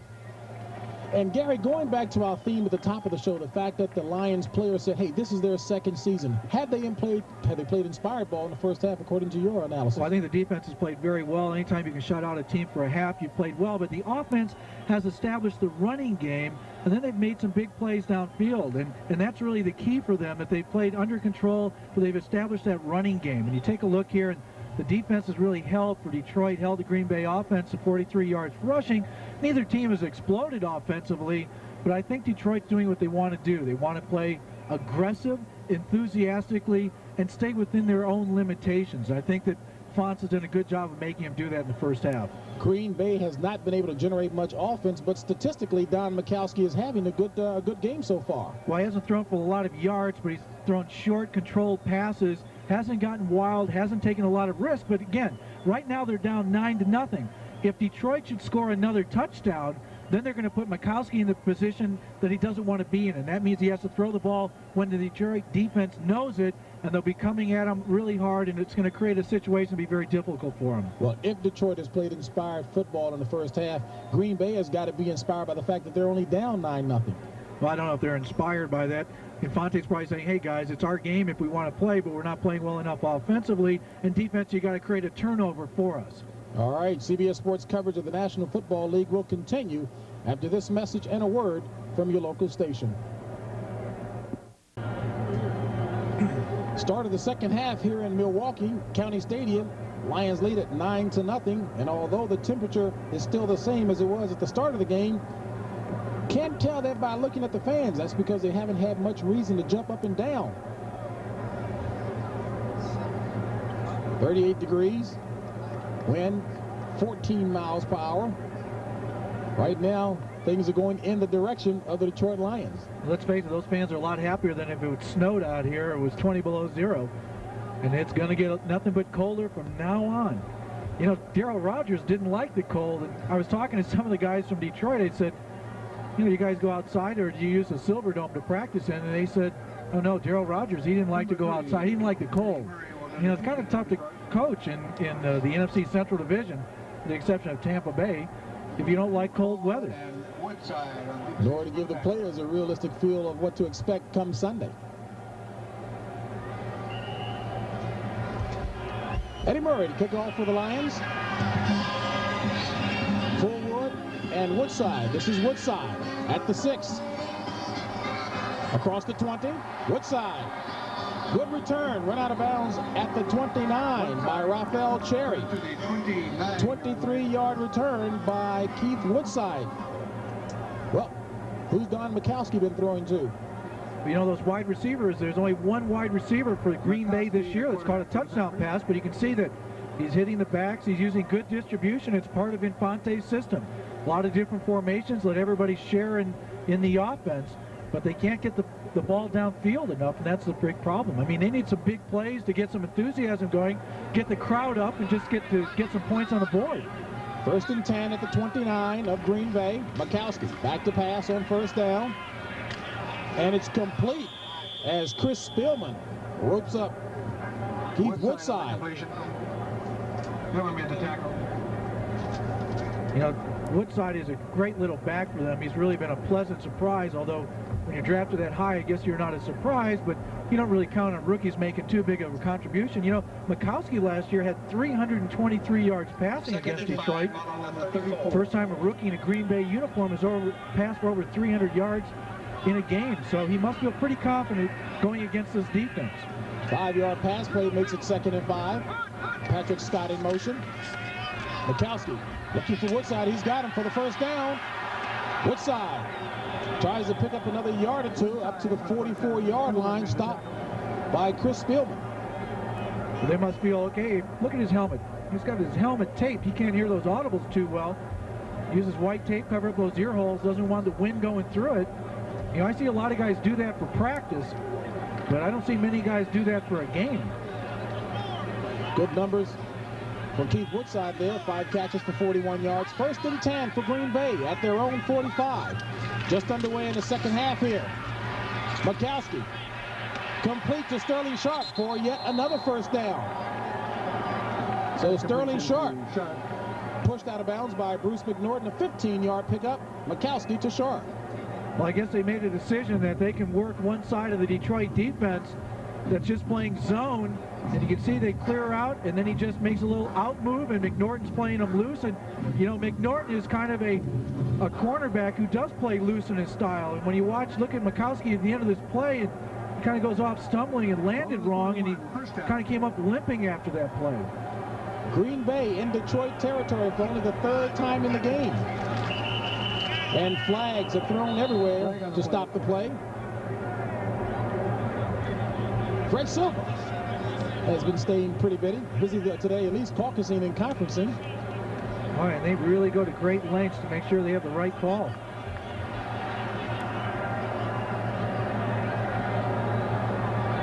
Offense, full start.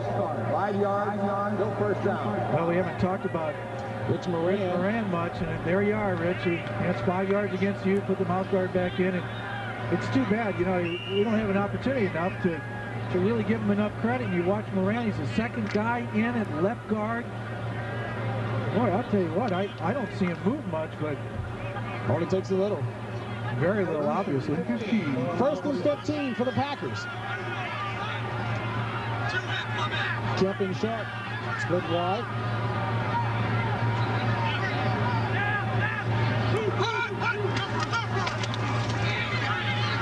And Majkowski finds Sharp, and Sharp's got the 1st down. So Don Majkowski, looking initially for Perry Kemp, had to come back to Sharp, stopped by Devon Mitchell. 16-yard pass play. Well, I talked to Lindy Infante, and he said, yeah, we have to get this guy more involved in the offense, but, you know, he's going to be a good player, but you got to find the holes. You got to know how to become a pro, and well, he knows this. He gets the ball, he puts his head down, and gets some yardage. And I have to believe with all these receivers getting hurt that you're going to hear his number more and more. 1st and 10 for the Packers at the 30 of the Lions. 12:46 left in the 3rd.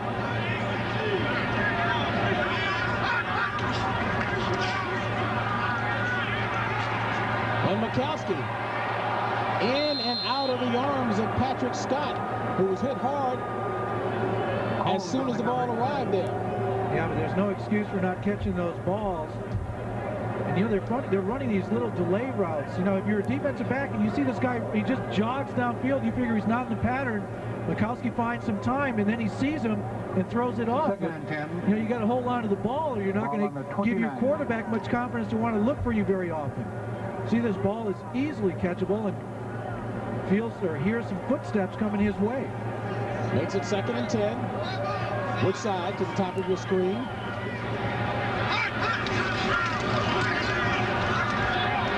And Majkowski in and out of the hands once again of another receiver. This time it's Ed West, the big tight end. I'll tell you, the crowd doesn't like it because they want a pass interference call. That time they went with a 5-man rush, which means you're going to have man-to-man coverage. It means somebody gets open, they're going to get the ball. Majkowski sees Ed West, a big target, number 86, and I'll tell you, it looked to me like Benny Blades tripped him up, and that should have been pass interference. Got away with something. Don Majkowski, 13 of 19 for 123 yards. 3rd down for the Pack. 3rd and 10.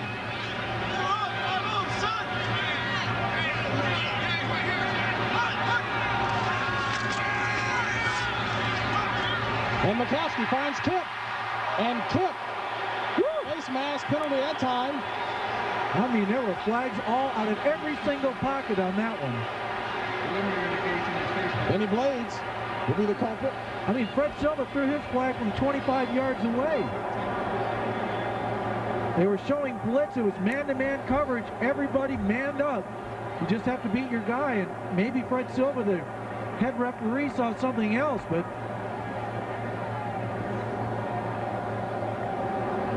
Personal foul, roughing the passer, 36, 15-yard face mask, here, first down. Well, they got 2 15-yard penalties. You either take the 15 for roughing the passer. You watch Patrick Scott coming across here. It's man-to-man coverage. Look at that pick by the other wide receiver, gets him open, and then grabs over. And if you hold on to it and make the tackle that way, oh my God, that's how you break a neck. And well, that's clearly 15 yards. You see here, there's no doubt, when a defensive back goes over and feels that face mask, boy, you got to let go. And, boy, that's a vicious tackle. I tell you, Kemp was awfully lucky to come away without a serious injury on that play, completely twisted around. And really, that's just a dirty tackle there. You can't let anybody get away with something like that. 1st and 10, ball at the 10. So make that 1st and goal. Forward. You know, James, they can still, I guess the ball was marked just outside the 10-yard line, so they can still get a 1st down at about the half-yard line. Blade and Ball made the tackle. Boy, what they've got to do, which they didn't do last week, they've got to score now that they have the opportunity.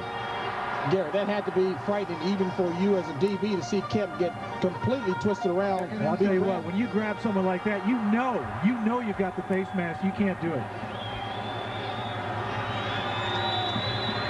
2nd and 7.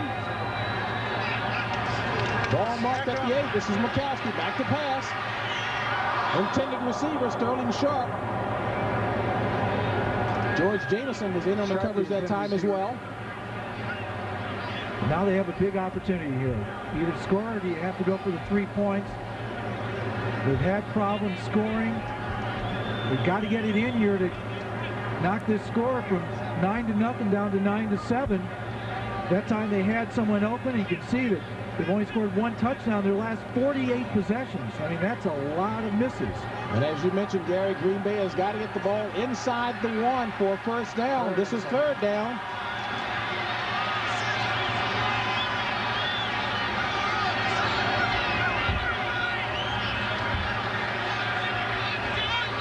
Scott in motion. Majkowski under pressure. Sack. Keith Ferguson. I got to tell you, Ferguson made the tackle. he looked downfield and there just wasn't anybody open. They were running some type of combination. It looked like a little bit of a zone, and maybe they were doubling someone, but there just flat out wasn't anybody open for him to throw to. So he's looking to his right, now he's looking to his left. He can feel the rush. There's nowhere to go. Ferguson makes the sack. And they have to settle for the field goal, or at least they hope they get 3. Dale Dawson missed a 36-yarder earlier. This is a 32-yarder, and this one is good. So Dale Dawson puts the Pack on the board finally. Comes at 10:57 of the 3rd quarter. Pack trails 9-3.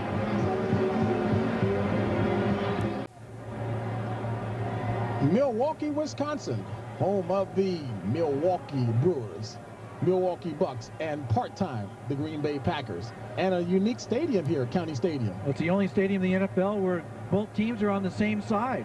We talked to Lindy Infante last night. He said, you know, it's kind of difficult because you can only go down to the 50-yard line, so it's not easy to spot the ball. Is it 3rd and 2 or 3rd and 1? Also have to get your guys in quicker. Dawson kicking off. Taken at the 10 by Perry Kemp. And Kemp across the 25. Returned by 81 Starring. Make that Stephen Starring, who takes it across the 25 to about the 27. Coming up next Friday here on CBS, it'll be Alabama and Auburn. Battle. Big SEC battle. Good ball players playing in that one as well, Gary. Well, you'll be probably a 1st pick. Not the #1 pick maybe, but certainly in the 1st round. Derek Thomas, a linebacker from Alabama. SEC football. Tough boys with an accent. 1st and 10 at the 27. Lions leading it 9-3. In motion, Carl Bland. The handoff to Scott Williams.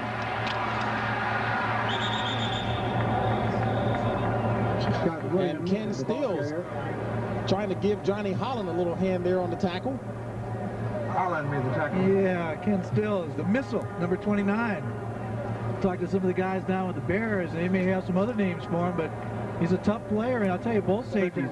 Murphy's not playing today. You know, he had a hamstring pull. I congratulated him before the game on having enough speed to pull his hamstring. But Ken Stills and he have really come up with some big turnovers, both fumble recoveries and interceptions this year. 3-yard gain makes it 2nd and 7. Ball marked at the 30 for the Lions. Good to the handoff to Jones. Jones looking for room and runs into Brian Noble, and Noble picks him up and slams him down. Well, Harris likes it, but Noble last week had a great game. 12 tackles against the Colts, stopped Eric Dickerson. That whole defense did. And they feel that they can definitely play better against these running backs in Detroit, because they're certainly not the running backs that you see in Indianapolis. We've got an injured player down. And it's a little DB. I don't know which one it is. Well, while they attend to him, we'll take a break here. Battle of the field goal kickers. Detroit leading it right now. Ken Stills was the injured player. He left the field under his own power. This is 3rd and 6 for the Lions. Ball at their own 31.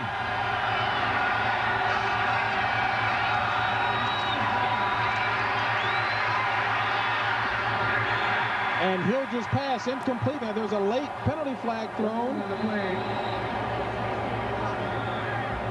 I think they're going to call illegal use of the hands against John Anderson.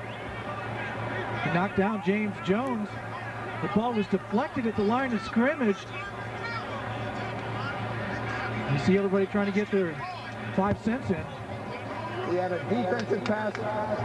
We had a defensive pass at first, but the ball was tipped at the line, so there's no foul. Fourth down. Pretty self-explanatory.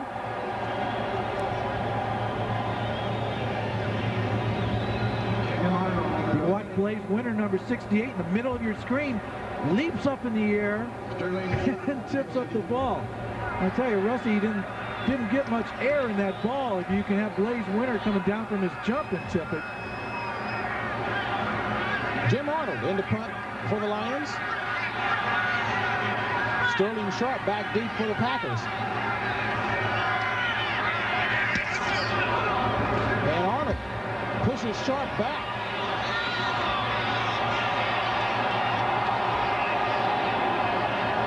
Did he down it? No way. I'll tell you what, there was a great opportunity for the Detroit Lions to get them inside the 5, and you can't slide in and have your body in the end zone, which is exactly what happened. And that's Bruce McNorton. And Bruce McNorton is a veteran. He should know better. Watch, you have to be very careful though. You've got to tip the ball with one hand, but you can't slide in and have your feet slide into the, boy, I tell you what, you can't have your body in the end zone and do that and get the ball on the 1-yard line. Big opportunity to keep them in the hole, and instead they get it out of the 20. Cost his team about 20 yards of territory. Would have been a 69-yard punt by Arnold. My goodness. 1st and 10 at the 20 for the Pack. Majkowski complete to Woodside. Woodside across the 25 to about the 27-yard line. Dennis Gibson on the tackle. Milwaukee County Stadium.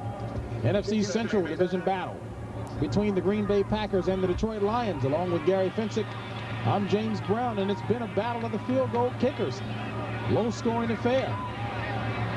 And you see the time remaining in the 3rd quarter. 2nd and 3. 2nd and 3 for the Pack. Out of the I formation. Hand off to Woodside, and Woodside runs into a pile. Late flag. George Jamison on the stop. And yet another flag. So far this game has probably been characterized by penalties, and you see there the face Defense, mask. number 58. Face mask, 5 yards. It'll be a 1st down. Well, there have been a lot of face mask calls so far. Benny Blades with a blatant one, and there by Jamison. Keeps drives away. Those are the kind of mental errors that coaches hate to see. Detroit likes playing here in Green Bay, or correct me, in Milwaukee, because they've got a crowd. I mean, they had 26,000 people in Detroit last week. Seemed like a preseason game. They like the energy and excitement that a crowd will give you, whether it's home or away at this point. Don Majkowski back to pass on 1st down. He finds Sharp for yet another 1st down. Sharp across midfield to about the 42-yard line. Bruce McNorton on the tackle. And Sterling Sharp looking sharp. A 26-yard pass play from Majkowski to Sharp. You got to give credit to the offensive line. because they're giving Majkowski time to find the first receiver, the second receiver. You see he feels comfortable back there right now. He's going to find the hole in the zone. Throws it to a rookie, catches the ball, and you know, you can feel that Sterling Sharp suddenly is going to start getting into this game, that he feels confident that he wants to get the ball. And you see he's one of the top receivers, rookie receivers in the league. 1st and 10 at the 41 of Detroit. Play action. Majkowski gets away in a hurry. Intended receiver was Ed West, and there is a very late flag thrown from back near the end zone. And Benny Blades complaining once again. Benny Blades likes to play very aggressively. Defense, number 36. Pass interference. A little too aggressive. But let me tell you something. When you're a defensive back, and the last series he got an intentional face mask call, they're going to start looking for you. And he got away, I think, with one earlier similar to this, except on the other side of the field. And this time they said, no, we're going to get you. And, you know, now you got 2 penalties against you. You better believe it. They're going to see your number more and more, so you got to lay off a little bit. 1st and 10 for Green Bay at the 36 of Detroit. 7:08 remaining in the 3rd. Majkowski, sacked from behind, loose ball. And Detroit comes up with a big defensive play. George Jameson. Boy, here has been the bugaboo for the Packer offense all season long. Jameson applying the pressure. And that time they got pressure on him. He gave up the ball, and now Detroit on the ball on the 50-yard line. 1st down for the Lions at that spot. You know, this is just pressure. They went to the well maybe one too many times, and Colford clearly beats Rutgers and causes the fumble, and Detroit's got the ball. 1st and 10 at midfield for the Lions.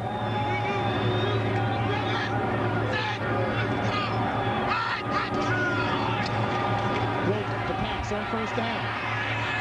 Complete to Jeff Chadwick for the 1st down. At the 36. Chadwick made the reception. You know, one of the things you want to do when you're an offense, okay, guys, you got the ball, you made a big play, but we got to do something with it. I kind of like that call because rather than just giving it up the middle for a few yards, you're attacking, you know. You're putting the defense, you're putting pressure on them because they know, hey, we've got to stop it because our offense hasn't been very productive. They know they have to make some big plays to turn the ball over. Lions have the ball at the 36 of the Packers. Lions on top by 6. 1st and 10.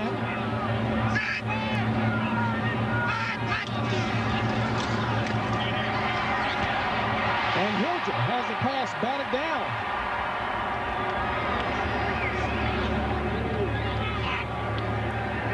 Incomplete pass.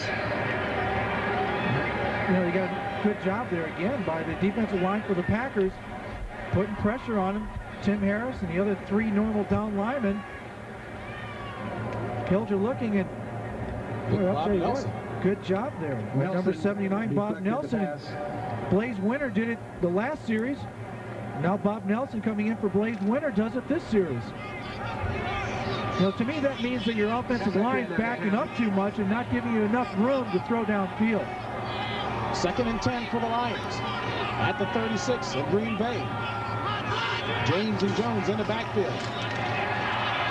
And this is James. And James backs his way into the 1st down. Good alert play on the part of Gary James, knowing where he was on the field. Ron Pitts on the stop. Minnesota trying to stay up with the Chicago Bears. Doing a good job. Phoenix having a hard time without Neil Lomax.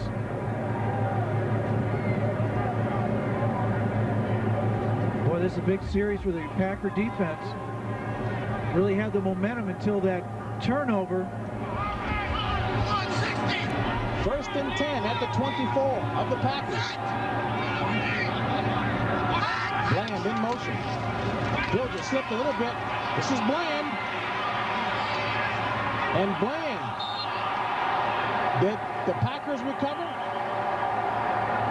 Carl Bland fumbled on Bland. I'll tell you what, I saw one referee, he pointed to the ground, but... And it looks like the Packers did recover, so Bland coughs up the ball on the reverse, and Green Bay comes away with the fumble recovery. Ron Pitts recovers the fumble. Give the credit to Ron Pitts. You know, there's something about Ron Pitts. He's only started 2 games. Now he's in at right cornerback position. In the 2 games he started, he had 2 interceptions and 2 fumble recoveries. Seems to be one of those guys who truly has a nose for the ball, and Bobby Bland comes in and gets stuck, and there's the ball just laying on the ground. And you know, the Packer defense had to come up with a big play, and they did it. Got the turnover. So the first Detroit turnover of the game gives the Packers the ball at their own 20. 6 minutes remaining in the third. Woodside in motion. And Majkowski complete to Woodside. Pass completion to Woodside. Woodside at about the 24. Dennis Gibson on the tackle. Well, if you're a Detroit Lions defense now, you start looking, going, hey, they seem to have abandoned the running game. So now we've got to adjust our defense to take advantage of what they're giving us, and what we have to do is stop the short passes without giving up the big ones. The guys up front know, okay, we're going to start thinking mentally more pass rush than worrying about the run. 2nd and 5 for the Packers. Patrick Scott in motion. And Majkowski finds Woodside again for the first down. And Keith Ferguson is going at it. Look to be fighting with Rich Moran. Just have a little fun out there. Big elbow type fun. First down. Now, as I said earlier, they play again in 2 weeks, so no matter what happens, you can get revenge in 2 weeks, but you shouldn't do it until then. Woodside, decidedly better game. 8 catches for 59 yards. Really making amends for last week's game. 1st and 10 for the Pack at the 32. Kemp in motion. This is Woodside again. And Woodside outruns the pursuit from behind. Run out of bounds by Chris Spielman. Spielman forced him out of bounds. Now, if you see Jerry Ball coming at you, I think you can pick up a couple of extra miles per hour. Yeah, but you're Keith Woodside, you don't have to worry. I mean, if he can catch you from behind, you better just go put yourself back on the bench, because the guy who weighs over 300 pounds is not going to catch a rookie running for his life. No way. But I'm sure it was the thought of 300 pounds falling on him. I'll tell you what, when he falls on you, he really literally can take the breath away from you if you're at the bottom of the pile. 2nd and 5. Green Bay at its own 36. 4:33 remaining in the 3rd quarter. Pack trailing by 6. Majkowski to Sharp, first down. Sharp across midfield to about the 47-yard line. Jerry Holmes on a stop. A 17-yard pass play from Majkowski to Sharp. You know, as I said, boy, when a receiver gets hot, you can just feel it from the stands. And right now, Sterling Sharp, he feels, hey, give me that ball. I can beat any of the cornerbacks out there. And not only that, he's big enough because he weighs over 200 pounds. It keeps on running. Has the strength almost to pull away, and was 1 foot away from continuing down the sideline. You know, this is one of those guys, he likes to smile a lot. You know, he's one of these guys you hate to see if you're a defensive back, because no matter how you hit him, he's always laughing. Green Bay in Detroit territory, specifically the 46, 1st and 10. Majkowski under pressure. Flag thrown on the play as Majkowski throws it to the sidelines. You know, as I said, that Flag on the play. those guys up front, they say, okay, look, you know, they're not really running the ball much, so now we're going to start thinking pass rush, and these play-action passes don't really hold them as they normally would. Number 58, holding, 10 yards, no first down. Mark Cannon, 9th Green Bay penalty of the afternoon. You see Majkowski here scrambling for his life, wisely throws it out of bounds. And it's one of the things that a young quarterback has to remember to do. Don't take the sack, just throw it out of bounds. It doesn't matter. Spielman and Jamison both putting serious pressure on Majkowski.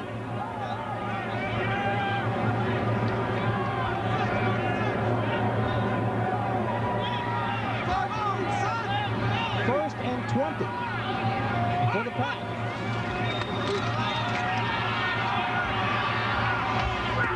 Great defensive play that time by Billy Blades, intended receiver Perry Kemp. Now you got to give Blades a little bit of credit for sticking with it. Well, first of all, you know, he's a He's going to be a great defensive back. He got his first interception of the year today, and you know, Benny Blades has great speed, or he wouldn't have been picked as high as he was. He's man for man, right with Perry Kemp, makes a nice break, and he can just see, look, oh, golly, if I had gotten that one, I could have just strolled onto the end zone, done my dance, whatever they do. He's a great player, or will be one. Word is out that he hits like Gary Fencik. 2nd and 20 for Green Bay. Ball's off at its own 44. Majkowski going up top for Kemp. And Benny Blades, at the last moment, got a shoulder pad on the ball. Well, it looks like to be the Benny Blades show, you know? They're going to say, okay, we're going to pick on a strong safety who shouldn't be able to stay up man for man with a wide receiver. But this guy's ready to play. He's rising to the challenge. He's got the speed. And not only that, you got to watch. I mean, he's running, and at the last second turns around, bats the ball up in the air, and almost goes to Devon Mitchell for an interception.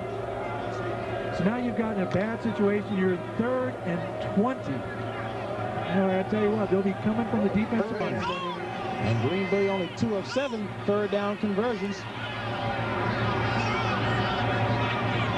4 wideouts in for the Packers. And Majkowski throwing in the direction of Sterling Sharp, but he was under pressure. Well, he wasn't like that. They were almost in a prevent defense. They were just laying back. It looked like the end of a 2-minute drill, the end of a half or a game. And kind of tough to find an open receiver when everybody's just laying back. Now, it looks like Lindy Infante is telling Sharp, you should have curled back on that play, and that's exactly what Majkowski told Infante. Seems like Sharp agrees. Next time. And Brackett gets it away. This is Carl Bland at his own 15 up to about the 25-yard line. So Detroit will take over. 41-yard punt, 10-yard return. Wayne Fonts trying to get started on a winning note for the Detroit Lions. His team leads Green Bay by 6, 9-3, and it's been the battle of the punters. Let's take a look at NFC East action. Houston beating up on Phoenix. My goodness, 31-14. Cincinnati big over Dallas thus far.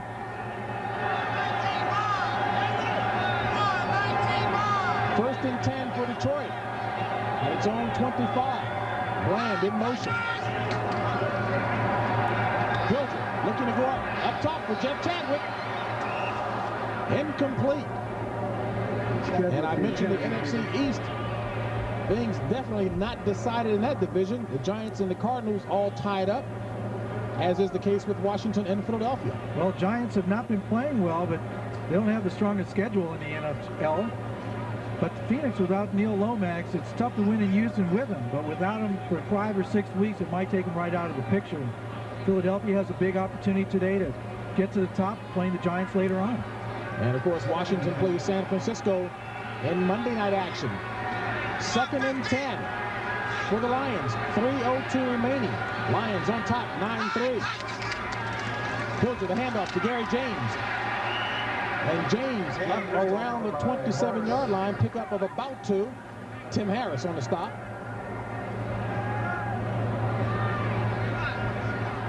Let's check with Brett Musburger in New York. Well, James, when the day began, there were a lot of rumors about Warren Moon couldn't go along. He's already thrown a 50-yarder, and then he comes back to Gibbons, 30-yarders. Not bad for a guy with a sore hose, huh? Back to James. All right, Brent, I agree with you. Warren Moon's first day back, he whipped out a 50-yard pass, so he can definitely uncork it. 3rd and 7. Hilger pumping, complete to Gary James for the first down. But Gary James hauls in the pass at the 40-yard line, touched by John Anderson. You know, we have to give Rusty Hilger some credit. He's having a good afternoon, staying within himself, knowing his limitations, looking, and finally finds a man wide open right in front of him. But, you know, Hilger's only been here 5 weeks, and he knows that Chuck Long is healthy, and if he doesn't play well, he knows he'll be back on the bench. Hilger 10 of 19 for 119 yards. 1st and 10. Ball at the Detroit 41. This is James. And James straight ahead to about the 44. You know, I talked to Chuck Long, and Chuck told me a story that isn't too funny if you're a Detroit Lion player, but he said that he watched Hilger against the Chicago Bears in the Silverdome in Detroit, and Hilger had to back away from the line of scrimmage because the Bear fans were so loud up there he couldn't hear. And he said, talk about embarrassing. Talk about embarrassing. But he sees he's healthy, feels good, says he's ready to go, but they don't want to push it because he did have a knee injury, and you get him in there too quickly and he'll be hurt again. 2nd and 8 from the 43. Under a minute remaining in the 3rd quarter. Jones across the 45 to the 47. Well, they wanted to establish that running game.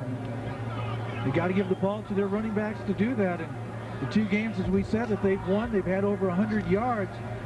It's so important to establish that running game. You don't want to be in predictable passing situations, 2nd and 8, 3rd and 12 all the time. You get that going, and you also keep the other offense off the field. You get that time of possession, makes your defense look a lot better. Nickel situation for the Pack defense on 3rd and 3. This will be the last play of the 3rd quarter.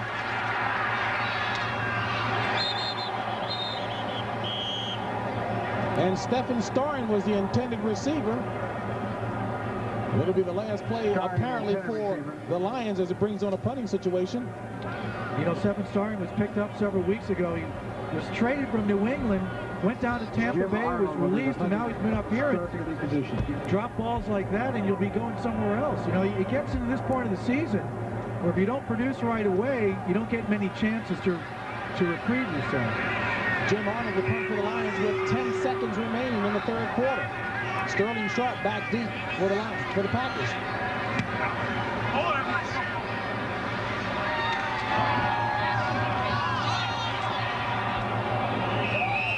You know, Bruce McNorton got fooled. He got fooled. He could have had a chance to stop it, but he didn't.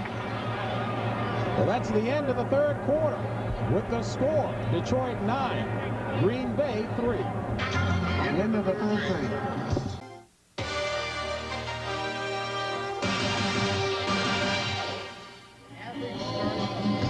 Well, it's been the Dale Dawson, Eddie Murray show.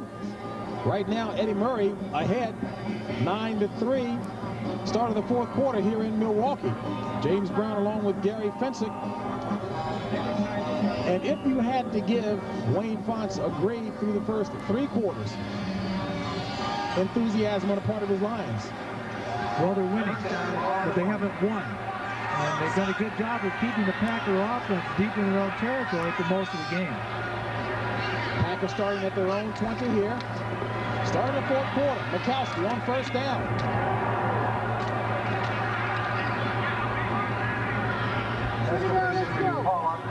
And Paul Caruth on the reception that time. Well, a lot of pressure on Majkowski. And take a look here. He's been sacked 3 times, but 3 hurries and knockdowns and the batted balls and the interceptions. You know, I think under those conditions, he's been doing a pretty good job. You know, it's very difficult when you lose Walter Stanley and Phil Epps, and you got all these young receivers, and you got a new offense. Not an easy job. 2nd and 2. Patrick Scott in motion. This is Woodside. And Woodside maybe back to the line of scrimmage. We ran into those interior linebackers, Chris Spielman and Dennis Gibson, and you know, I talked to Spielman, and you know, he's a one tough rookie guy. Intense. I mean, intense. I couldn't believe how intense he is. I was really surprised. He goes, you know, some guys think about football 6 months a year. He says, I think about football every single day of the year. And I believe it. I really believe. You can't help but believe it when he's there. And you can see the impact that he's had, Benny Blades and Pat Carter, on this team. 3rd and 2. Green Bay 2 of 8 in 3rd down conversions.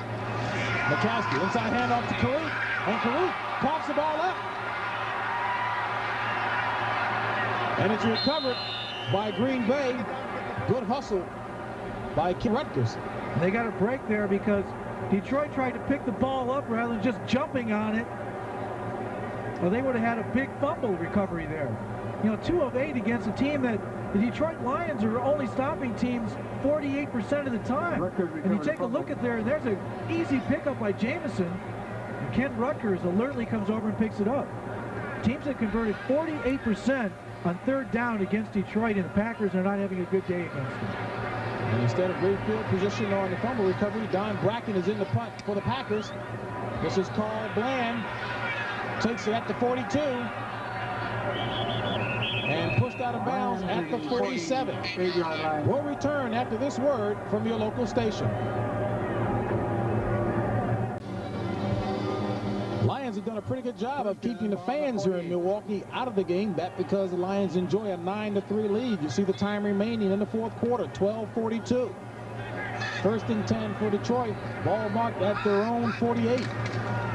James, the ball carrier, as he pushes across midfield. 3 hard-earned yards by Gary James. For the Green Bay defense, you won't see Dave Brown in there. Second and 7. Dave Brown left the game a little earlier with a bruised back.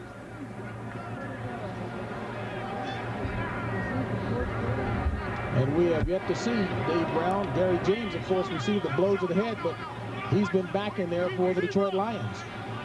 2nd and 7. All in Green Bay territory at the 49. Hilger, the handoff to Tony Page. And Page bullying his way. Tony Page, the ball carrier.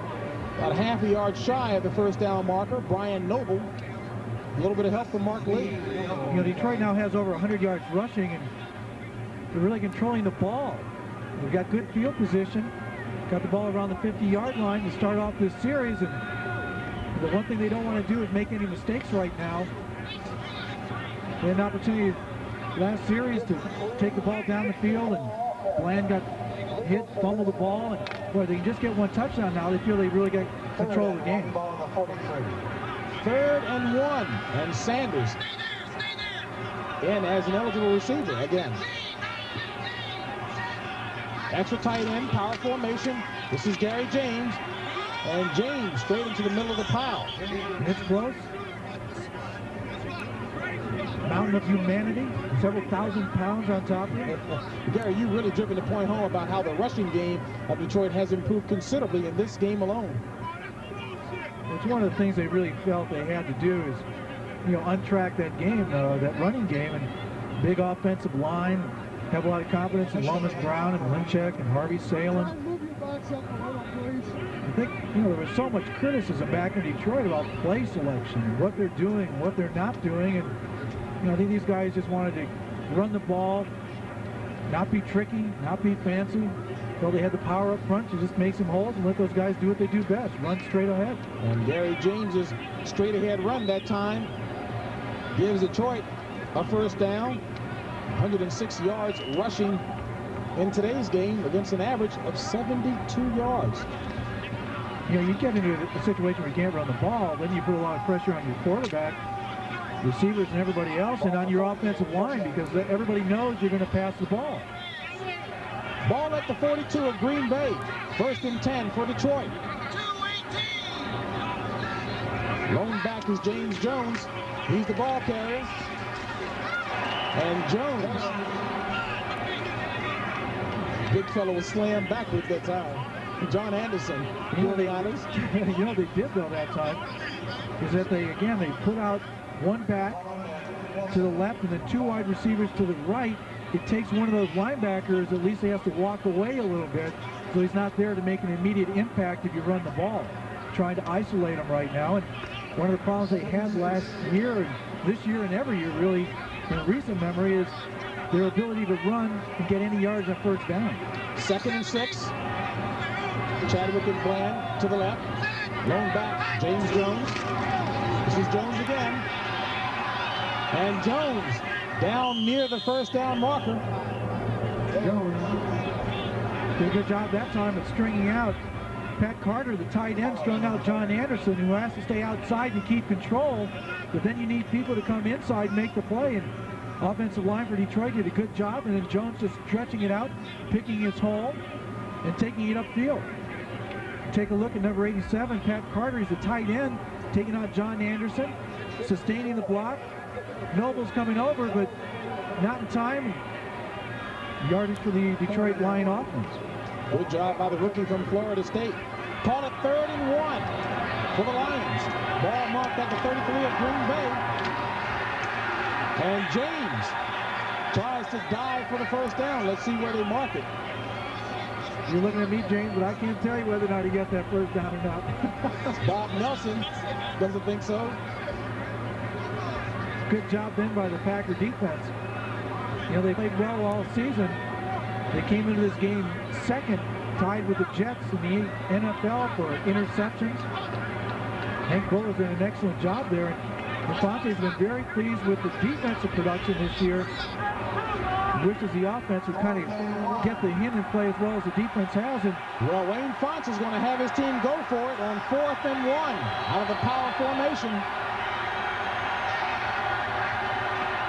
The handoff to James, and James goes up top, and he's still on his feet. Gary James somehow dives over top and stays on his feet. And Ron Pitts prevents a surefire touchdown, an 18-yard run by Gary James. And he'll tell you it's playing. Well, it's just great individual effort going over the right side of the line. And he's going up. And how he keeps his feet, I don't know, but he knows he's got his feet, and he keeps on running, and Ken Stills makes a nice tackle. Otherwise, he was in for a touchdown. And watch it, he bunts. Is he happy? Can't even keep on his head. Oh, I got to take that off. To scream and yell and encourage him, and he says they're playing for him, and they're playing for him hard today. 1st and 10 at the 16 of the Packers. Tony Page. Page maybe a couple. John Anderson on the tackle. Well, they've been here before, but they haven't scored a touchdown today because that Packer defense has really been tough when they've had to be. With the score right now, 9-3, a touchdown would loom very large with 7.5 minutes to go in the game. We've got a Packer who looks as though he's injured. Look at Wayne. Wayne, 7 pounds. I think, Wayne, you probably could lose a few more pounds if you wanted to, but he said, you know how hard it is? I wanted this job, not the way I got it, but I got it. Now I've got to do something with it. And I coached in Tampa, and Tampa, I was with an expansion team that lost 26 straight games, so he's been down to the bottom before, and he says, hey, I believe in these guys. I think they respect me, but we got to win. And I know it. You know, I hate that word interim. He was sitting in that chair, and he said, I want to stay here after the season. And every time we talked to him and said interim, I hate that word. Hate that word. I don't want to be an interim coach.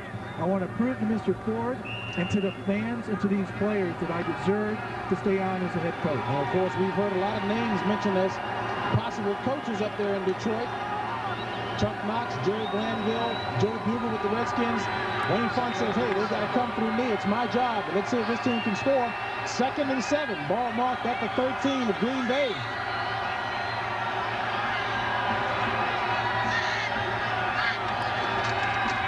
This is Page again.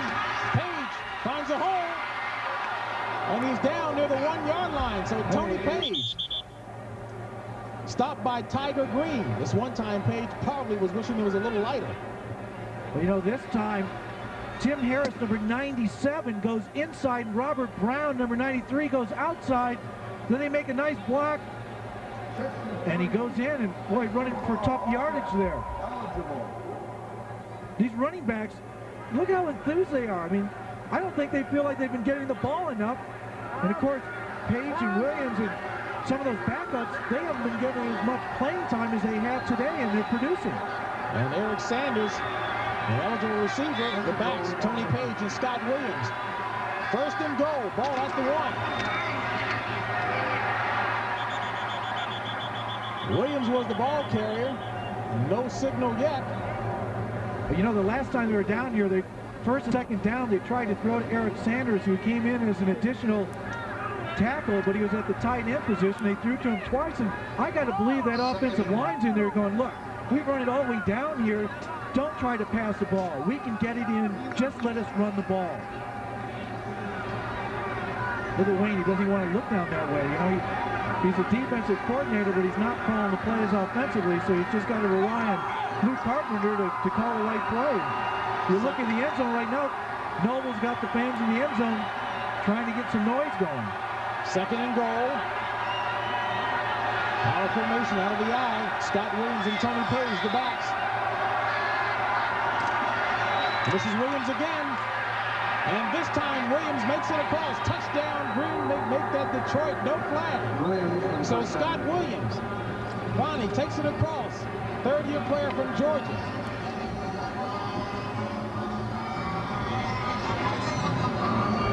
And his fans trying to look a little cool.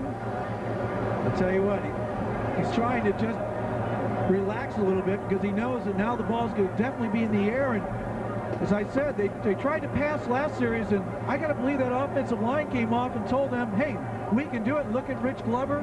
Hey, they're all happy because they feel that they can control that line of scrimmage, and they have so far this half. Eddie Murray with the point after. And he's perfect on the year, 18 for 18. And Detroit, with its first touchdown of the afternoon, leads at 16-3. Detroit trying to win the first game of its self-described second season. Eddie Murray, 3 field goals. Good day statistically for Don Majkowski, but Detroit, they've done the job on the ground today, and Wayne Fonts has got his troops playing inspired. Well, they have a 13-point lead, and now you know what's going to happen. A little over 5 minutes to go in the game, everybody's going to be teeing off. You try to get stats of your defensive back, and the line's going to be putting on the rush, and the Packers have only scored 1 touchdown in their last 52 attempts. Now, as impressively as Majkowski has played, I guess the question is, do you ever switch? As you take a look at Wayne Fonts on the touchdown run by Scott Williams, do you think in terms of putting a Randy Wright in there simply because Green Bay has not made it in the end zone? Well, I don't think it's Majkowski. I think he's played pretty well today. They just have to get open, and we'll find out what their thinking is as they go into the last 5 minutes of this game. And Forward at his own 3 across the 15 to the 19-yard line. So Green Bay will have 5 minutes and 3 seconds to try to get on the scoreboard. You know, one of the big... Boy, what a way to get started. The NBA returns to CBS. A rematch of last year's NBA Finals. The Los Angeles Lakers take on the Detroit Pistons in Detroit. And the Pistons are off to an awfully hot start. 8-1, sitting atop the toughest division in the NBA, the Central, while the Lakers sitting atop the Pacific Division. Prime time action next week on CBS. Right now, 5:03 remaining in the contest here. 1st and 10 for the Packers at their own 19. Trailing by 13 points. And Majkowski tries to dump it across to Perry Kemp.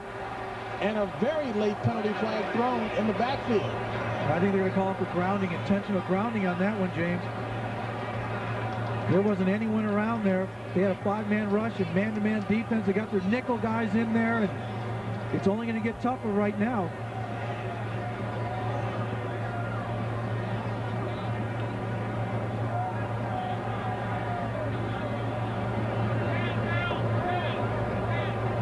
Illegal pass, intentional grounding, half the distance, 2nd down.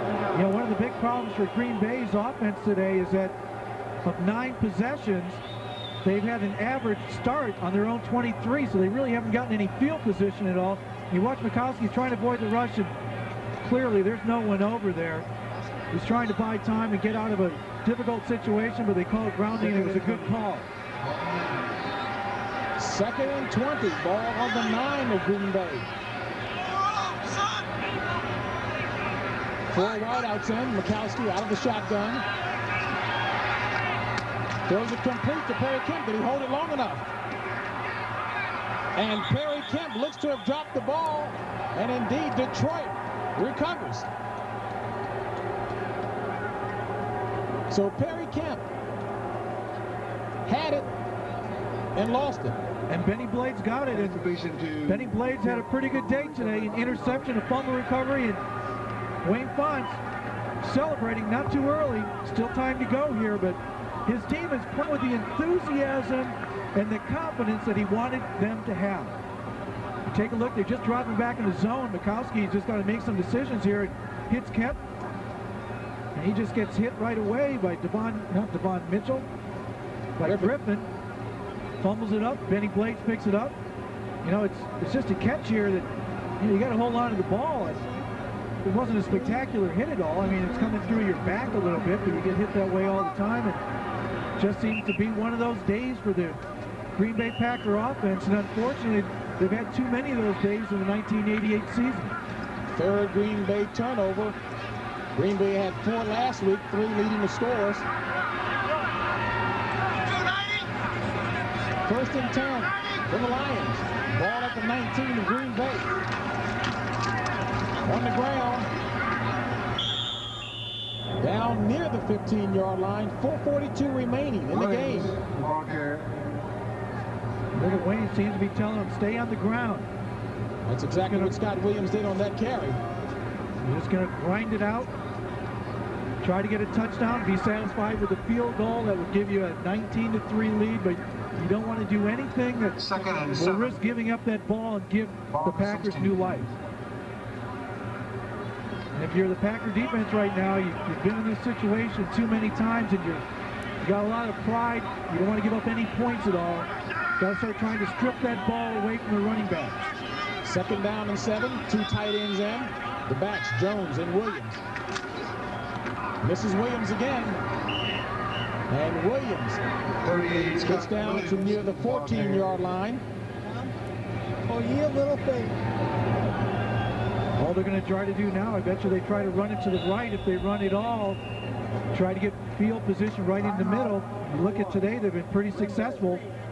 Only 1 touchdown, but 3 field goals. At least every time they've got inside the 20, they've come away with something. And Green Bay calls a timeout to stop the action, trailing by 13 points. Lions lead it 16-3.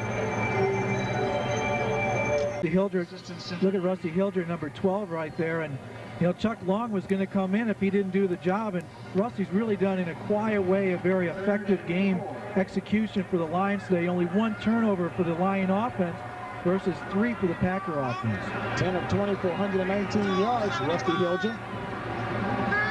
On 3rd down, Scott Williams. And he's going to be short of 1st down. Tiger Green in on the tackle. 3:31 remaining in the game. And they're going to bring out a measurement to see just how close he got.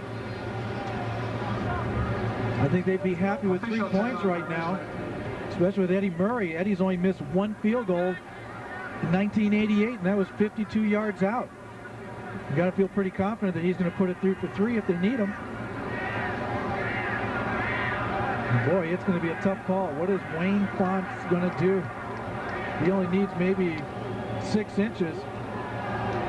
But he decides, no doubt about it, I want the points. Smart. Put it away. And why is he going to do that? Because 19-3 gives him a pretty good lead. And Murray has been good from 22, 37, and 19. And it means that the Packer offense would need more than 2 touchdowns to come back and beat Detroit. So Eddie Murray.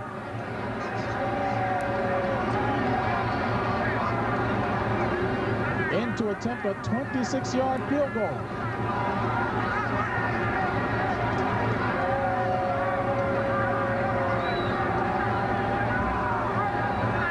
As the Lions let the clock run down before setting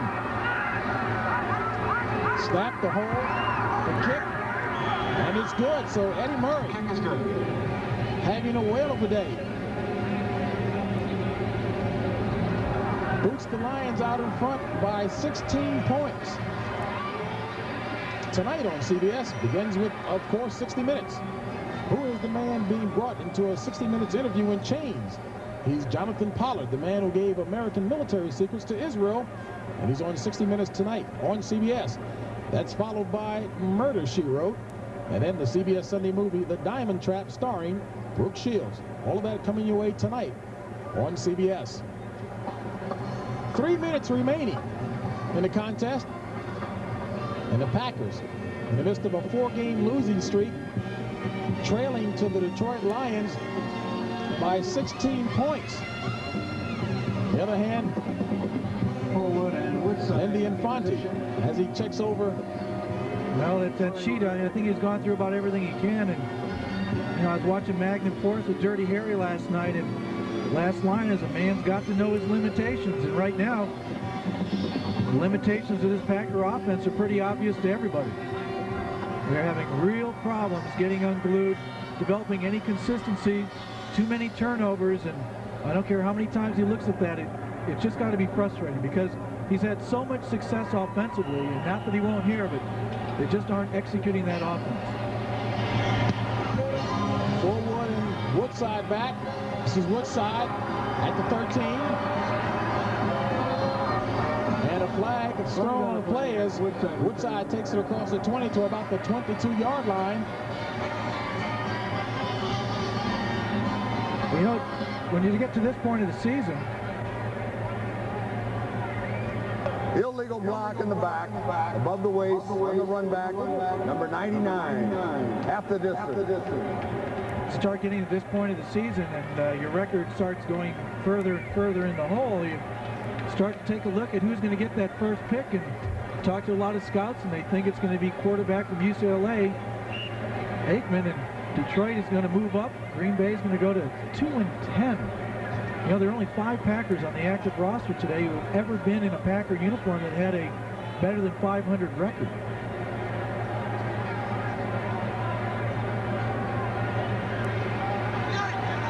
Minnesota comes away victorious over the Indianapolis Colts, 12-3. So Minnesota stays right on the heels of the Chicago Bears in NFC Central Division as Majkowski completes it to Aubrey Matthews. Back up near the original line of scrimmage. Bruce McNorton on the tackle.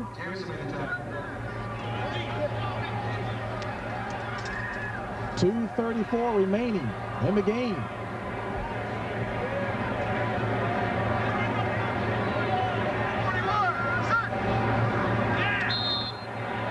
And flags are thrown everywhere. Flags on the play. Patrick Scott, one of the guilty parties for the Packers. Well, it's another 5 yards against the Packers, but I think that Offensive line. False start. 5 yards, still first down. You know, right now, after this game, Lindy Infante is going to start getting, I think, a little more heat. I think the honeymoon's going to be over. With the press and saying a new coach and everything else, it's time to get down to answering some serious questions. And this offense has just been so unproductive. Failure to score points. 12th penalty of the afternoon on the Packers. Majkowski back to pass on first down. He's got Sterling Sharp again. Well, Sterling Sharp certainly has had one heck of a day. Bruce McNorton pushes him out of bounds. Tom Fortune to the sheriff's office, please. Barring a miracle by the Packers, this is the way the Central Division will look. Chicago sitting on top, 10-2, followed by Minnesota, which is playing some excellent football as of recent. Tampa Bay, a loser to Chicago today. It looks like they're 3-9, will be 3-9, along with the Detroit Lions. Assistant center. 1st and 10 at the 34. And Majkowski going for Sterling Sharp again. Pass intended for Sharp, incomplete. You know, you're talking to Eric Williams, left end for Detroit. He said that, you know, it's a new season as far as they're concerned, and they're 1-0 in the new season. You know, they're not happy with the way things went for most of the 3 quarters of the regular season, but now they've got an opportunity with Minnesota on Thanksgiving Day here on CBS, and then Green Bay again, and Chicago and Tampa Bay. You know, they have an opportunity to make their mark, keep a coach, and prove that they're a lot better than they have been all year. And they've made it clear they want to keep Wayne Fonts. As Majkowski throws complete to Sharp. Enough for the first down, but we're at the 2-minute warning. And Detroit sitting on top comfortably. Coming up on the NFL Today post-game show, Brent, Irv, and Dick will have all the scores and highlights, and Brent will be speaking to Boston Celtics president Red Auerbach on the latest on Larry Bird, who of course underwent surgery on both of his feet. Probably be out at least 3 months.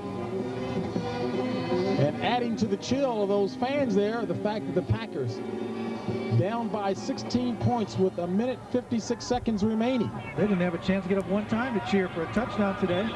Makes it a lot colder here in County Stadium. A half a stand up for field goal.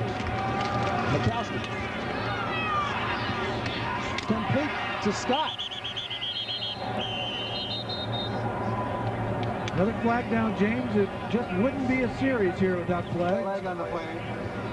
And since they're coming back, it obviously must be against the Packers. And Scott looked. Offense, number 75. Holding, 10 yards. Ken Rutgers. Patrick Scott limping after that play. Took a real solid hit. 13th Green Bay penalty. So take a look at scores from around the league. Chicago comfortably over Tampa Bay. Minnesota, of course, wins against the Colts.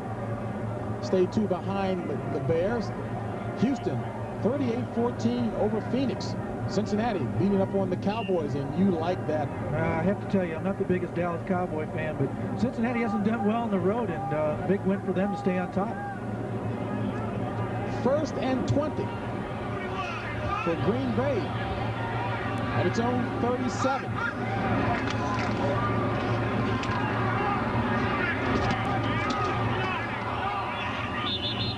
Oh, I tell you, just won't make it, will it? Incomplete receiver was Patrick Scott, and he's still limping. Patrick Scott, number 83, still limping from the previous play. You know, the Packers, this is a tough loss. You get to play Detroit again in 2 weeks, but you play Chicago next week. We know that'll be a tough game. I don't care what the Packers' bare record is. It's going to be a tough one. Then they go to Detroit, have Minnesota, end up in warm weather. I guess that's about the only consolation, because it's going to be a very cold winter for the Green Bay Packers. 1:41 remaining in the contest. Majkowski complete to Kemp across midfield. Not enough for the first down. 16-yard pickup. Benny Blades on the stop.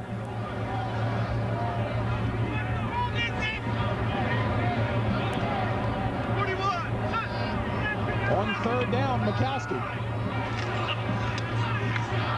throws it over the outstretched hands of Aubrey Matthews. I'll tell you what, this is quite a game for Wayne Fonts in his initial season. And 1-0, didn't give up a touchdown. 3 points. It's a great performance. You see him stay back. He doesn't want a cheap one at this point. Wants to come out of this game and be able to shake hands with Russ Thomas, the general manager, and meet Mr. Ford and be congratulated. And he deserves to be, because he did a great job, got this team up after losing a head coach, and they played very well today. On 4th and 4, Majkowski complete to Sharp for the first down. Sterling Sharp inside the 35 to about the 34-yard line. And Gary, you talked a little bit about how Infante would probably have to endure the wrath of the Green Bay press. But honestly, Green Bay just doesn't have the talent.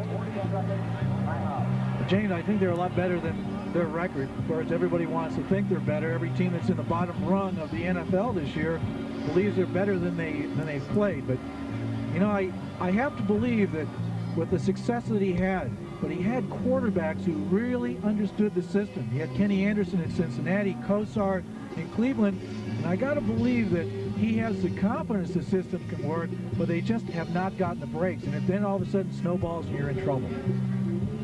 Coming up on Thanksgiving Day here on CBS, Minnesota and Detroit.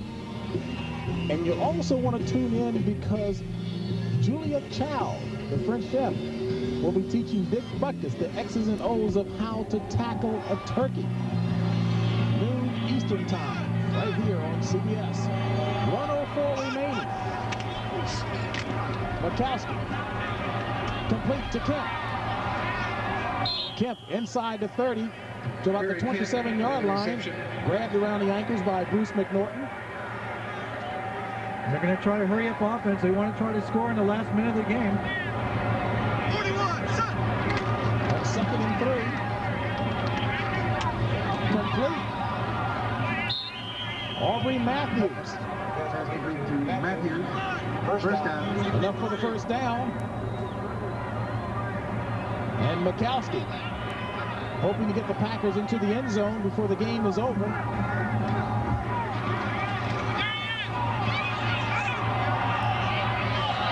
And it's complete to Larry Mason. And Mason gets inside the 5 with 13 seconds remaining. Now you look at Wayne Fonts, you know, he knows it doesn't matter, but it does matter to him. You know, he doesn't want to give up that cheap touchdown at the end, and you know, this is their last touchdown, and Majkowski, who's really showed great presence here on this drive, he's gotten good protection from his offensive line, and it's just patience. They're running man-to-man coverage with the safeties deep, and Larry Mason gets open, beating a linebacker, and makes the catch, and here you are. You're inside the 5, and watch Wayne. You know, he's the defensive coordinator as well as the interim head coach, and oh, he just doesn't want to give up that touchdown. You know, this is stat time. They had a great game statistically, and now they've marched down the field, and even though it's cheap yardage, you don't care, but you do care, but you really don't want to give up the touchdown. Green Bay, you know, they ended up on the 2-yard line last week. You know, you got to get into the habit of knowing how to smell the goal line. You know, when Green Bay and Chicago played, the game was clearly out of hand, and Infante called some timeouts, and Ditka retaliated by throwing some bomb patterns, and I asked him, he said, hey, I have got to teach these guys that we're never going to give up. And they're not giving up now. Now it's a good little contest, you know? Defense doesn't want it. Green Bay only 1 touchdown in the last 53 possessions. It looks like Detroit called timeout. 13 seconds. Detroit said, hey, they only had, cut them out there. I think they might have been short a few guys. They only have 10 guys out there, I think, James. That's probably why they call the timeout. Don't forget, at the conclusion of today's game, the post-game show. Brent Musburger, Irv Cross, and Dick Butkus. And again, Red Auerbach, president of the Boston Celtics, will be talking with Brent, updating us on Larry Bird. And boy, talk about a big blow to the Celtics. Team that's been slowed by age anyway, and now they lose their star.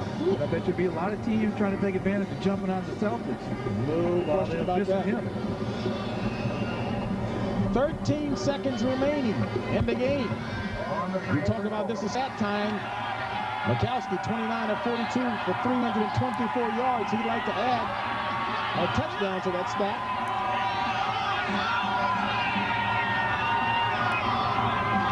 Patrick Scott in motion.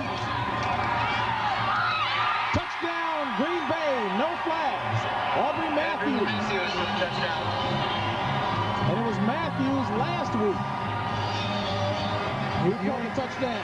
He's the only Packer wide receiver to have touchdowns this season, and they came into this game with only 7 touchdown passes, the lowest in the league. Obviously, he must have some feeling of how to get into the touchdown area. I think there was confusion. Obviously, there was confusion when you leave somebody open like that. They had 2 wide receivers to the right, a man in motion, so they ended up with 3 wide receivers, and clearly those defensive backs got confused as to who was going to take who. Well, Dawson's point after, and it's no good. Now, the touchdown play that Green Bay scored on was a play they were trying to work to execute properly last week against the Colts.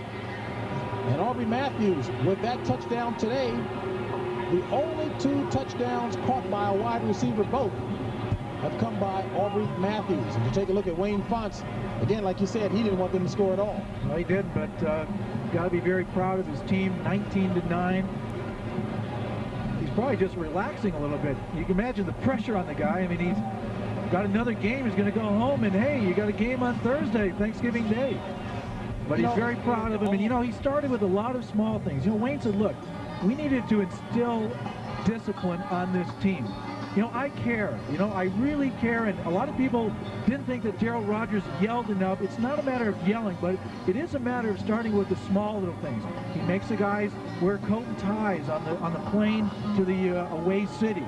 He has lunch brought in so they don't go all over that area at lunchtime, so they do things as a team, and that's very important, because obviously when you're not winning, the team concept has a tendency to break down. When I was with Chicago and Mike Ditka came, he said, you know, you guys are going to do everything as a team. You're going to win as a team, lose as a team. And then we started buying lunches for the defensive players, and he said, no, you're going to buy for the team. was a good idea, but after a while, nobody brought the lunch anymore. But he brought the point up that that's what you have to do. You have to eat, breathe, and think as team. Flag thrown on a play on the onside kick attempt. I don't think the ball went 10 yards, and I'm not sure who got the ball. Clock did not start.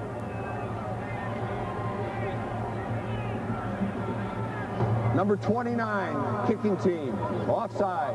Decline. First down. Last week, Ken Stills came up with a big play just like that on an onside kick. Got the chance for the Packers to tie the game and didn't quite do it. You see Lindy's putting away there goes the game plan. Well, he's bringing it out one more time. He couldn't even stuff it up his jacket. But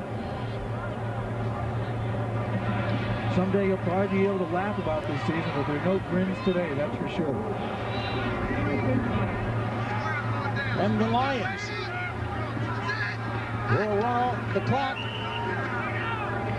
and improve their record to 3-9, while the Pack drops to 2-10. And Wayne Fonts, in what he described as his second season, the team's second season, his first 5 games exactly, comes away with win number 1.